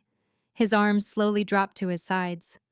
The delusional relief completely drained from his eyes, instantly replaced by a creeping cold horror. "I didn't pay the bank a single dime to clear your name," I continued, stepping right up to the edge of the stage, looking down at his pathetic, crumbling form. "I used my leverage in the corporate buyout to isolate your specific portfolio. I used a fraction of my new liquid capital to purchase the entire package of your defaulted loans, your unpaid liens, and the mortgage to your precious $20 million mansion directly from the subsidiary bank." I tilted my head, my smile sharpening into a blade. "I bought the debt for myself," I stated, watching the reality crush him completely. "I am your sole creditor, Desmond. You owe the $42 million directly to me. Desmond staggered backward as if he had been shot. Valerie let out a horrifying, genuine shriek of pure despair, burying her face in her hands. Which brings me to my next piece of paper. I reached into the dark leather portfolio that Attorney Sterling held open beside me. I bypassed the sleek digital tablet and grasped a thick, heavy stack of aggressively notarized, legally binding acquisition documents. The crisp white pages were secured by a heavy brass clip, representing the absolute, undeniable transfer of a corporate empire. I dropped the massive stack onto the catering table directly next to Desmond. The heavy, sharp thud echoed through the silent ballroom, sounding exactly like the final nail being driven into his financial coffin. You see, Dad, when you leverage every single commercial asset you possess to secretly fund a fraudulent, highly unsustainable luxury lifestyle, you expose your throat to predators, I explained, my voice carrying the crisp, clinical, and terrifying precision of a corporate executioner. You use the genuine equity in your development firm to illegally secure those massive high-risk personal loans.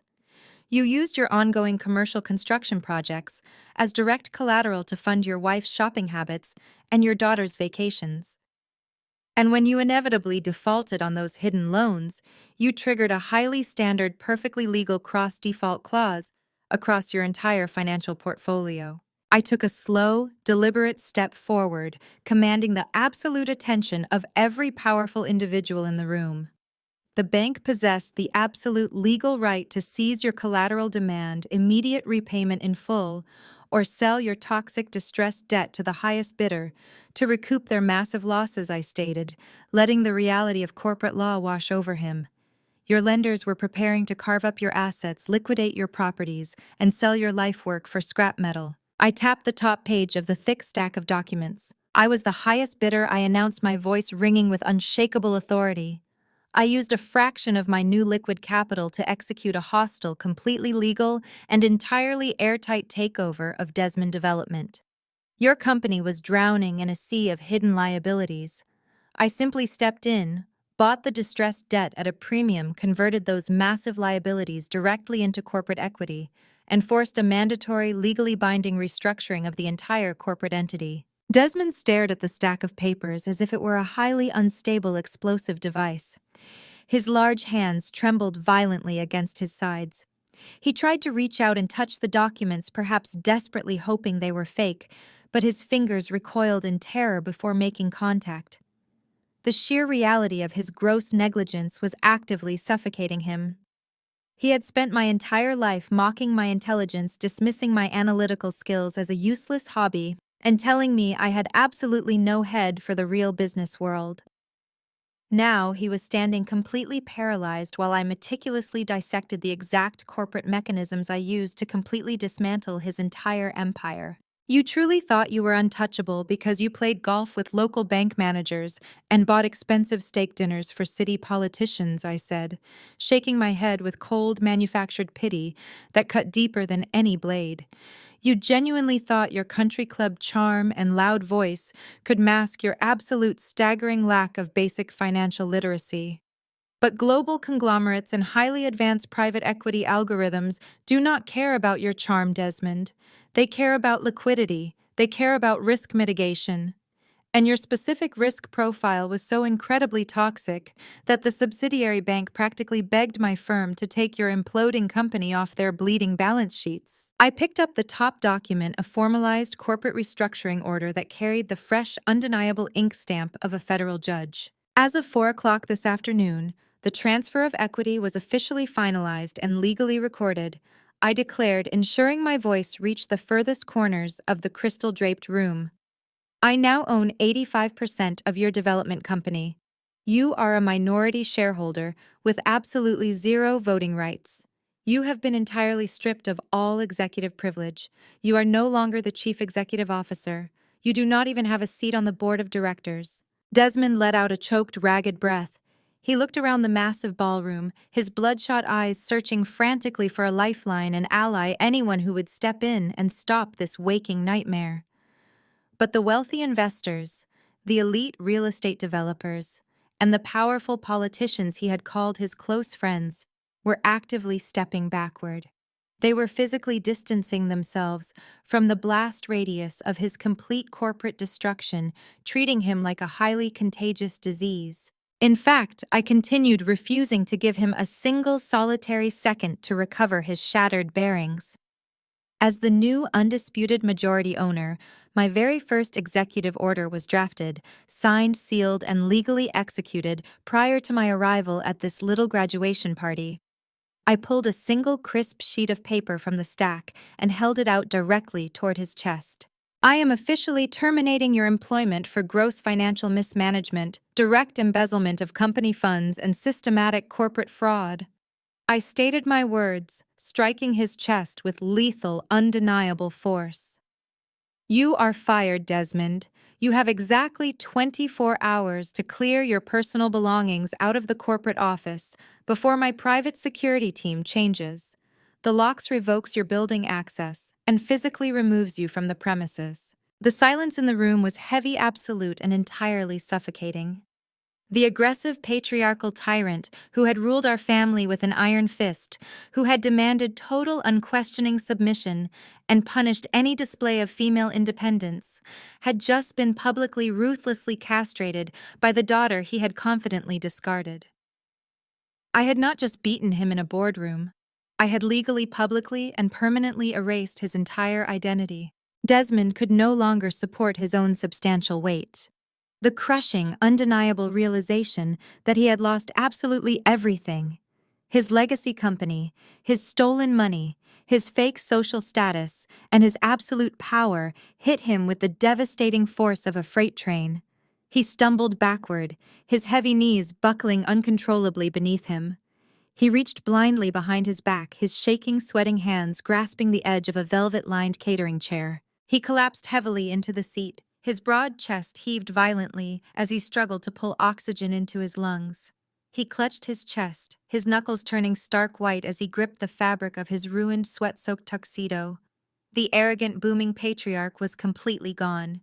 In his place sat a broken, bankrupt, pathetic old man staring into the void of his own making. The elite crowd, once his adoring peers and loyal sycophants, now looked at him with utter disgust and naked pity.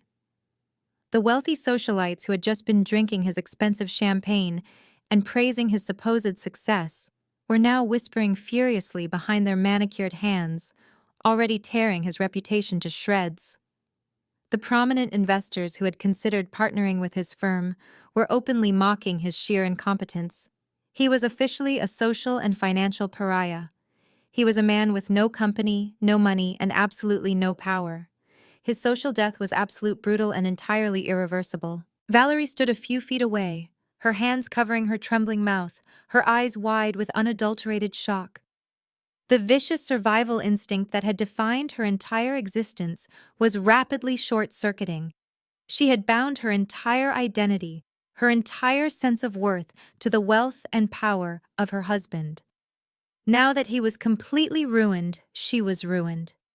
The luxury cars, the designer clothes, the exclusive country club memberships, they were all completely gone, evaporated into thin air by the daughter she had deemed entirely defective and useless. Suddenly, a sharp, piercing shriek shattered the heavy, suffocating atmosphere of the ballroom. Nia shoved her way past a group of stunned, whispering guests, her expensive custom silk gown tangling clumsily around her legs. Her face was twisted into a grotesque mask of pure, unadulterated panic. The golden child, the perfect daughter, who had never worked a day in her life, was watching her entire lavish, unearned future turning to dust right before her eyes. The hidden trust funds, the limitless black credit cards, the guaranteed high-paying executive position at the family firm, all of it had just been legally wiped out by my hostile corporate takeover. But she was frantic. She was desperate.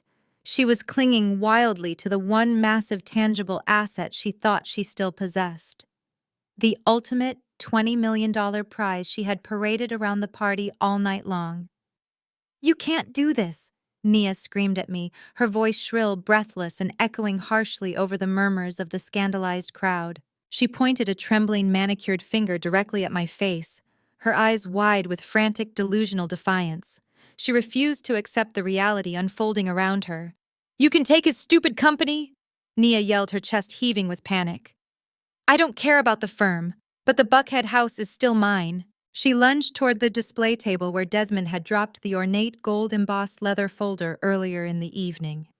She snatched it up with greedy, desperate hands, clutching the heavy portfolio to her chest like a protective, impenetrable shield. He gave it to me, she yelled, her voice bordering on complete unhinged hysteria as she looked around the massive room, begging the wealthy guest to validate her claim and protect her unearned prize. It was my graduation present. The deed has my name printed right on it. You can't touch my house. It belongs to me. I slowly turned my head. I shifted my cold, unyielding gaze from the broken, wheezing form of my father sitting slumped in the chair to the frantic, spoiled, terrified face of my sister. I looked at the extravagant leather folder she was clutching so desperately to her chest, treating it like a holy artifact that could somehow save her from financial ruin. I felt a cold, sharp, predatory smile touch the corners of my mouth. About that house. I took a slow, deliberate step toward my trembling sister. Nia violently flinched, clutching the ornate, gold-embossed leather portfolio tightly to her chest. She wrapped her manicured fingers around the edges of the folder, holding it, as if the soft, expensive leather could somehow repel the titanium reality of corporate law. Her breath hitched in her throat, her chest heaving as she stared at me with wide, terrified eyes. She was a drowning woman clinging to an anchor, completely incapable of comprehending that the very thing she was holding was about to drag her straight to the bottom of the ocean. Dad forged the gift deed, Nia. I explained, my voice carrying the crisp, chilling resonance of a judge delivering a final, inescapable verdict. He transferred a completely worthless piece of paper to you. You cannot legally gift an asset that is heavily leveraged against defaulted commercial loans. No, Nia whimpered furiously, shaking her head, her elaborate hairstyle coming undone and falling in messy strands across her tear-streaked face. No, you are lying. It has my name printed right on it. It is a legal document. I let out a short, hollow laugh that lacked any trace of humor. It is a piece of paper that holds absolutely no legal weight in the state of Georgia. I corrected her, stripping away the very last layers of her delusion. Desmond tried to illegally transfer the title of the property to shield his primary asset from his impending corporate bankruptcy. It is a textbook case of fraudulent conveyance. He never owned the house outright. The bank did, and since I just legally acquired all of his defaulted debt portfolios, I am the bank. I own the Buckhead estate. Nia stopped shaking her head. Her hands went completely numb. The heavy leather portfolio slipped from her grasp, hitting the polished marble floor with a dull, pathetic thud. The fake deed spilled out, sliding across the ground until it came to rest against the toe of my designer heel. Nia stared down at the useless piece of paper, her entire identity, her entire future, and her entire sense of worth shattering into a million irreparable pieces right before her eyes. I did not give her a single moment to recover. I turned my back on her weeping form and walked deliberately across the marble floor toward the edge of the grand ballroom. Parked right near the entrance, serving as the ultimate arrogant centerpiece of this ridiculous graduation party, was the shiny metallic silver Tesla. It was adorned with a massive red velvet bow gleaming under the crystal chandeliers as a testament to the fake stolen wealth of my family. Resting on a small velvet-lined display pedestal next to the vehicle was the heavy futuristic key fob. I reached out and snatched the keys from the pedestal. I turned around and walked back toward Attorney Sterling, who was standing quietly with his hands clasped behind his back, watching the execution with professional approval. I casually raised my hand and dropped the heavy keys directly into his open palm. Repossess it. I instructed Sterling, not breaking eye contact with my sister. It was bought with company funds that I now completely control. Send a flatbed tow truck to the country club entrance and have it removed from the premises immediately. Nia let out a raw, agonizing scream. She lunged forward, her hands outstretched, trying to desperately claw the keys back from Sterling. But before she could even take 2 steps, the towering, broad-shouldered members of my private security detail stepped smoothly into her path. They did not touch her, but their imposing solid presence formed an impenetrable wall of muscle and dark suits, forcing the golden child to stumble backward in defeat. "That is my car!" Nia shrieked, her voice cracking her face, turning a blotchy, furious red. "It was my present. You cannot take my car." "I can, and I just did," I replied, my voice devoid of any sympathy. "You do not get to drive a luxury vehicle financed by the stolen pensions of the contractors your father bankrupted. You are walking home tonight, Nia. Assuming, of course, that you still have a home to walk to." I reached into the inner pocket of my tailored blazer. I slowly pulled out a single stark white piece of paper. It was not thick parchment.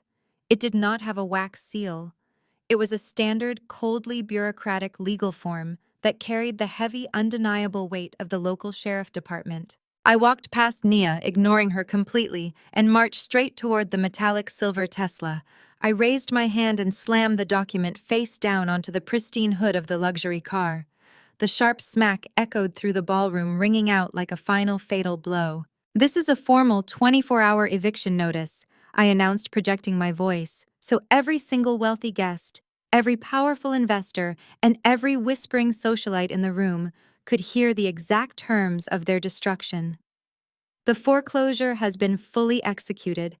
The property title has been officially transferred to Zenith Data Analytics. You, Mom and Dad, have until exactly 8 p.m. tomorrow to clear your personal belongings out of my house." I turned slowly, letting my cold, unyielding gaze sweep across the faces of my father, my mother, and my sister.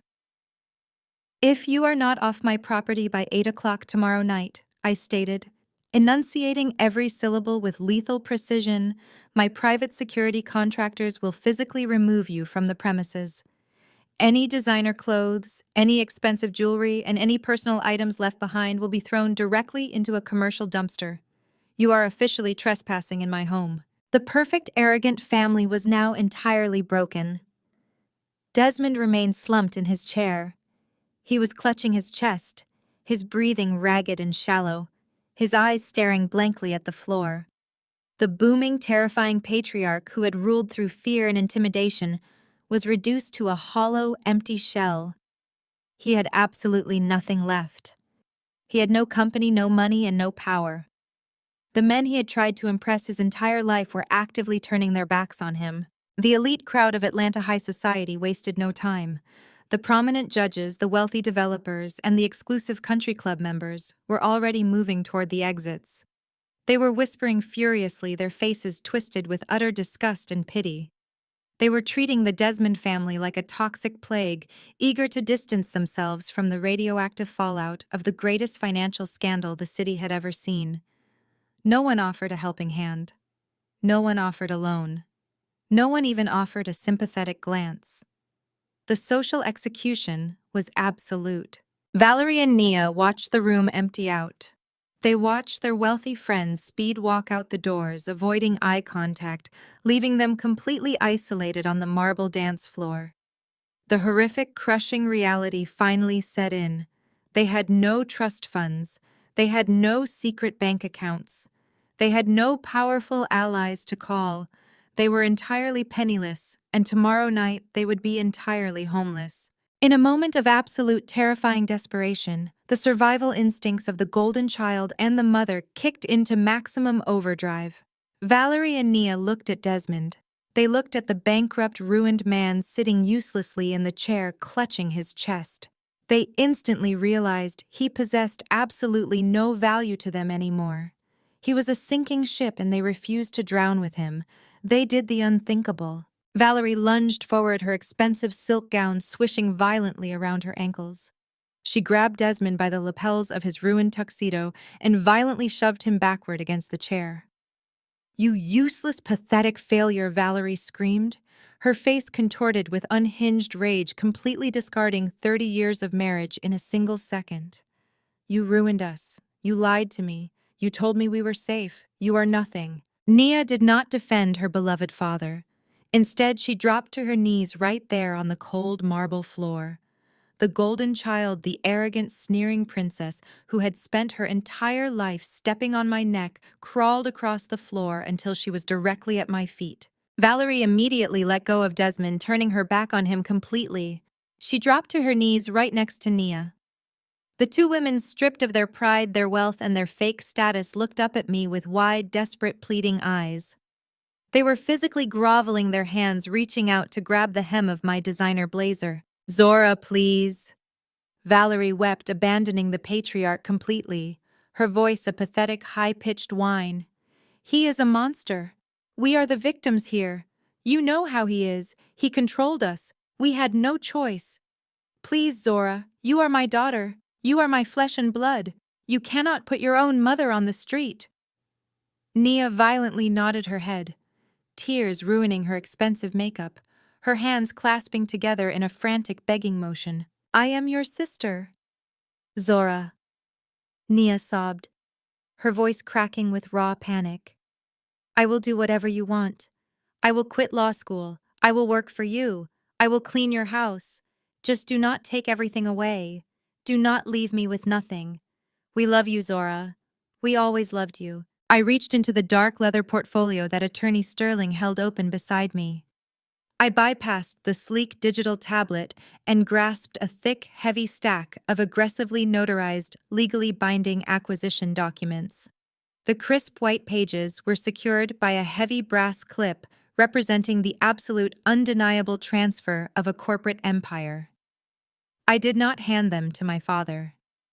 I dropped the massive stack onto the catering table directly next to him. The heavy, sharp thud echoed through the silent ballroom, sounding exactly like the final nail being driven into his financial coffin.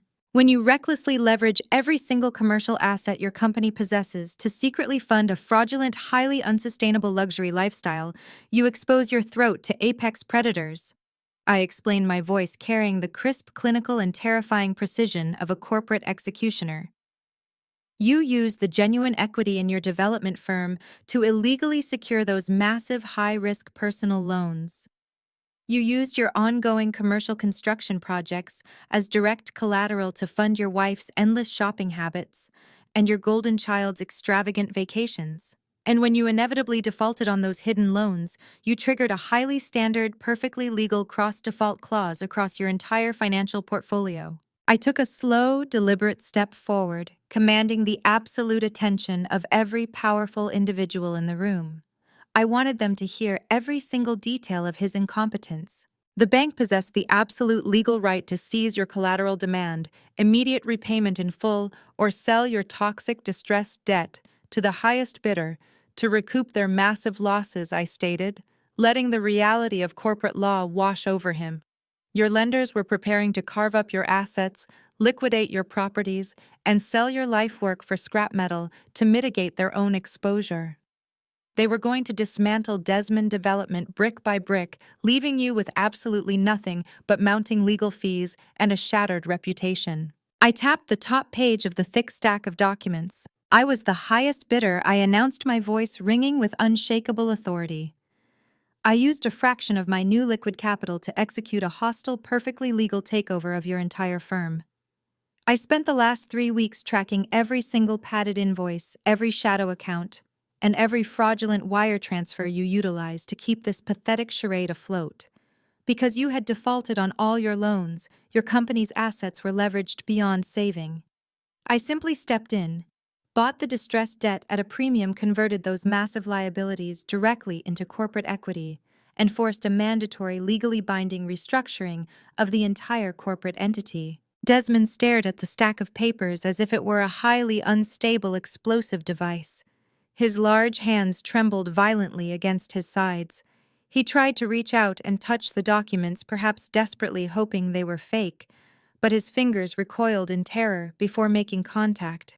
The sheer reality of his gross negligence was actively suffocating him.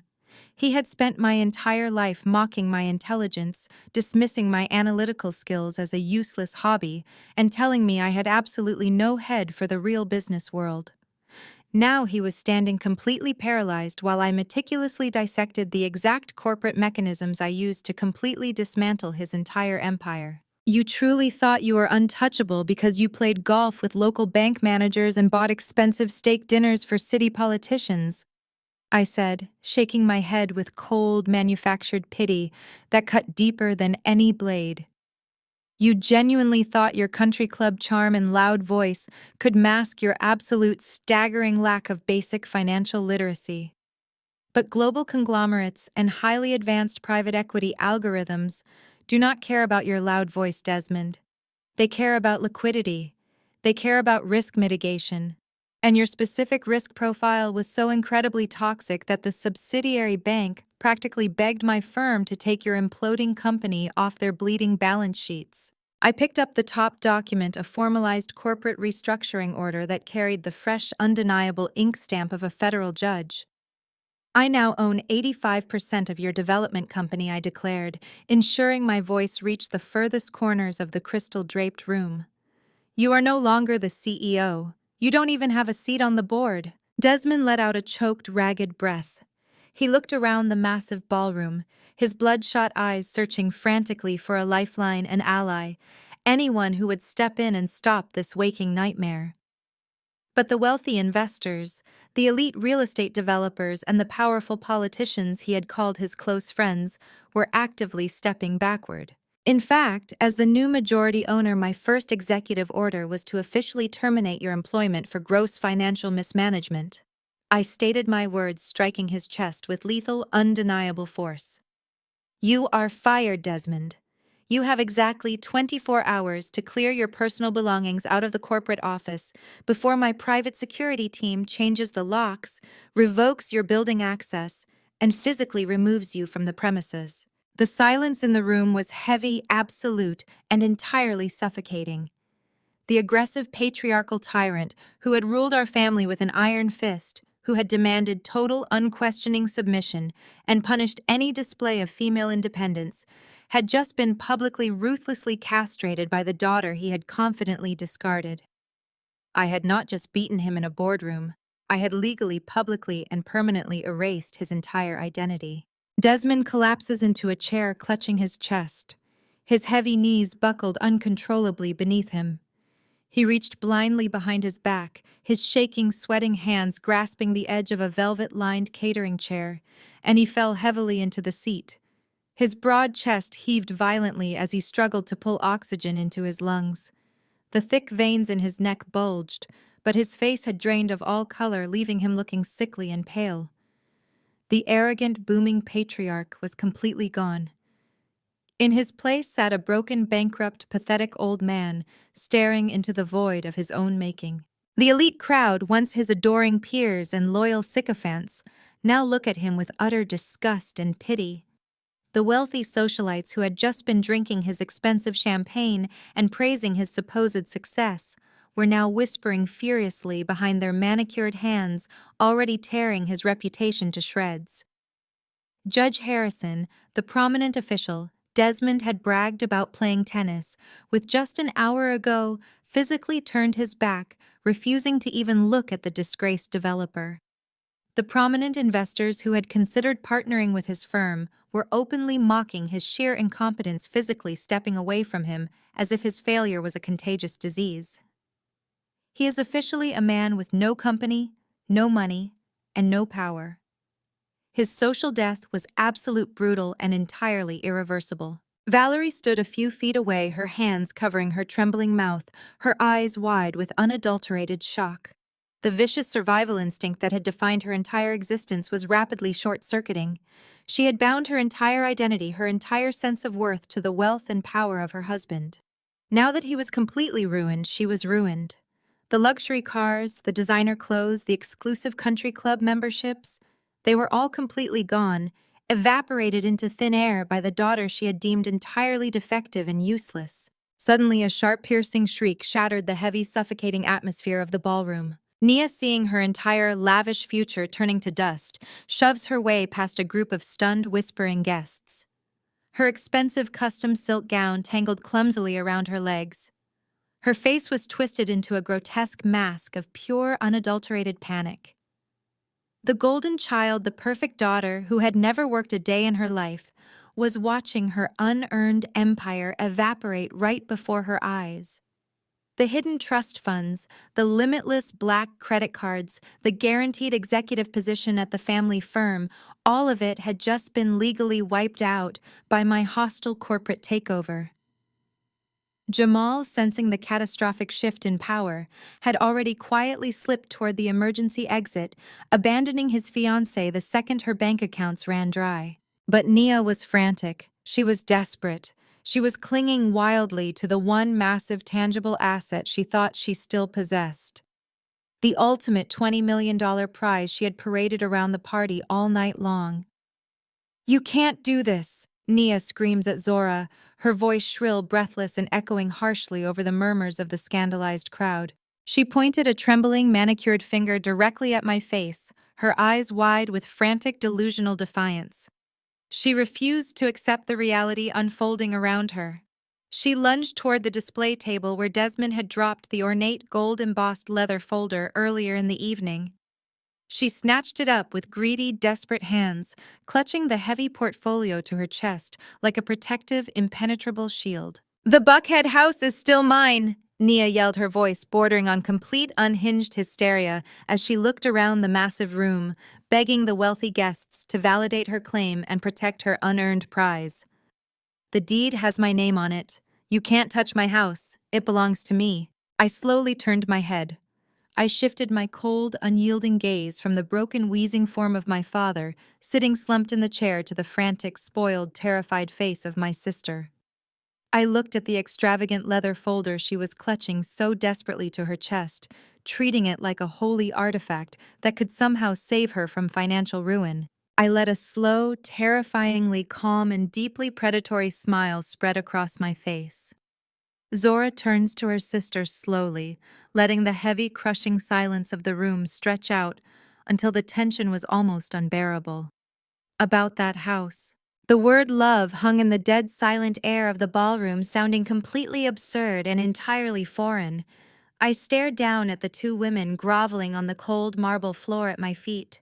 My mother, a woman who had spent my entire life teaching me that my only value was in serving her vanity, was now clutching the hem of my jacket. My sister, the golden child, who had relentlessly mocked my clothes, my ambitions, and my very existence, was weeping so heavily, her false eyelashes were sliding down her cheeks. They were physically bowing to me, not out of sudden respect or genuine remorse, but out of pure, unadulterated terror. They were staring at the exact same woman they had gleefully thrown out into the freezing street 5 years ago, desperately hoping to find a victim they could manipulate. They found nothing but a predator. I did not flinch. I did not step back. I did not offer a comforting hand.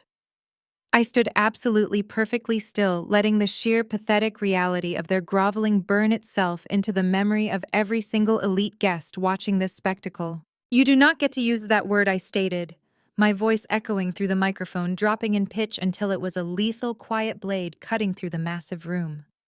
"You do not get to invoke the word love to save yourselves from the consequences of your own vicious, calculated cruelty." Valerie let out a desperate, strangled gasp, her hands gripping my blazer tighter.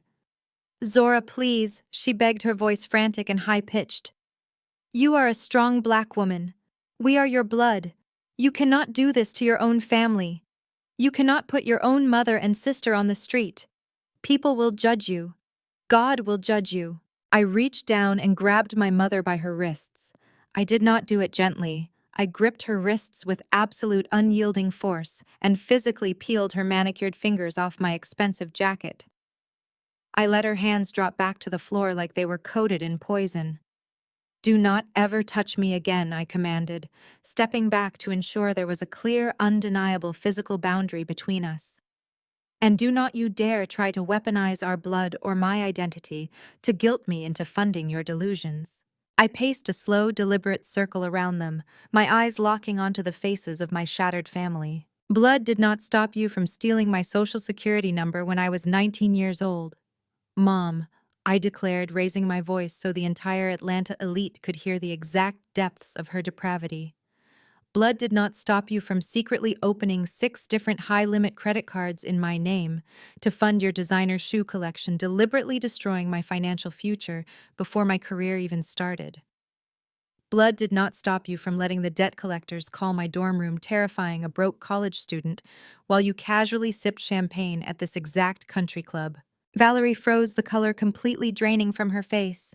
She looked around frantically, realizing that her darkest, most shameful secret was now public knowledge.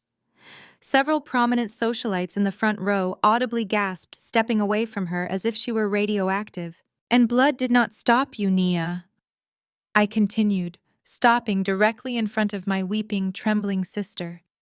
Blood did not stop you from constantly calling me dumb, ugly, and defective just to make yourself feel superior. Blood did not stop you from standing there and smiling while Dad called me a useless failure and threw me out of the house. You enjoyed my pain. You thrived on my humiliation. You built your entire fake, glittering personality on the foundation of my absolute misery. I looked from my mother to my sister, and finally over to my father, who was still slumped in his chair, completely paralyzed by the sheer staggering loss of his power. You do not want a daughter? I stated, the realization ringing with absolute unshakable clarity. You do not want a sister. You want a mule. You want a silent, obedient beast of burden to carry the crushing, suffocating weight of your fake, unsustainable lifestyle. You wanted me to be just successful enough to pay off your toxic debts, but broken enough to never question your authority. You expected me to sacrifice my entire life, my peace, and my hard-earned wealth to maintain the illusion that the Desmond family is royalty. I squared my shoulders, feeling the weight of a generational curse finally snapping and falling away from my spirit. My black excellence is not built on saving my abusers. I declared, the words echoing off the gilded ceiling, hanging in the air like a gospel truth. My success is not a rescue fund for your narcissistic vanity. I am breaking this generational curse right here, right now, on this marble floor. I refuse to be the savior of a toxic, parasitic system that was designed to consume me. Nia let out a loud, agonizing wail, burying her face in her hands, her shoulders shaking violently. Valerie stared at me, her mouth opening and closing silently, her brain completely unable to process a world where she could not manipulate me into submission. I motioned for Attorney Sterling, who glided forward instantly, holding a thick manila envelope. He handed it to me with a respectful nod. I looked down at the two women on the floor. This is the absolute non-negotiable boundary, I said, my voice dropping to a terrifying clinical whisper that made the blood freeze in their veins. Inside this envelope is every single piece of documented evidence regarding your systemic financial crimes.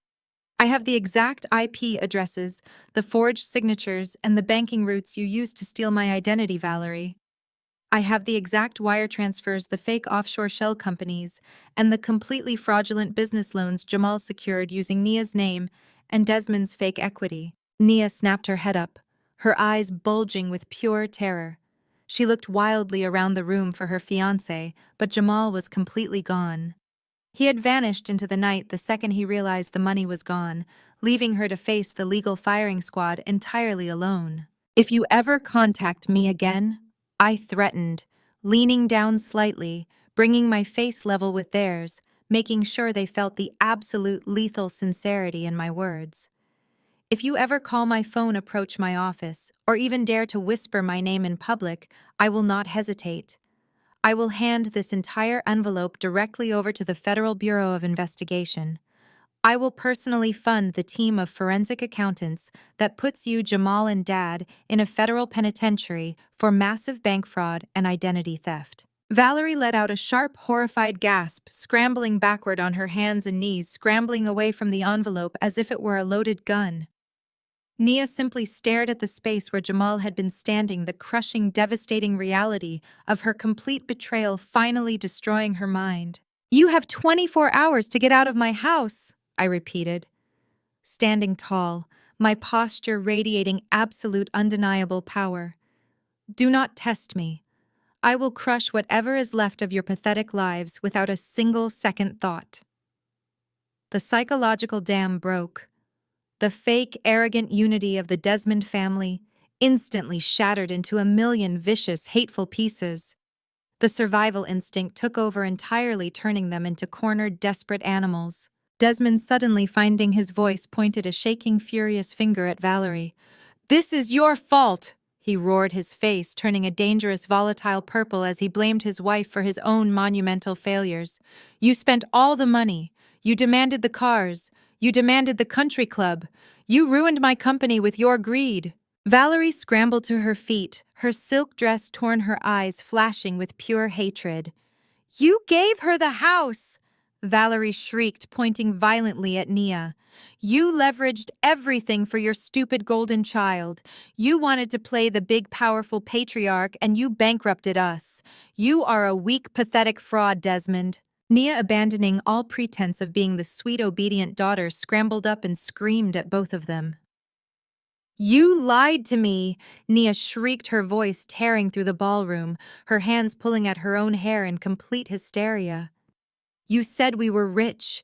You said Jamal was a good investment. You set me up to fail. I hate both of you. You ruined my life." The Atlanta elite watched in stunned, breathless horror as the perfect Desmond family tore each other to shreds on the marble floor. They were shouting, cursing, and blaming each other for their own toxic, narcissistic choices. The illusion was completely, permanently dead. I stood there for one final second watching the chaos unfold. I felt absolutely nothing for them. No pity, no anger, no sadness, just a profound, unshakable peace. I turned my back on the screaming, weeping ruins of my family, handed the microphone to a stunned waiter, and began walking toward the exit.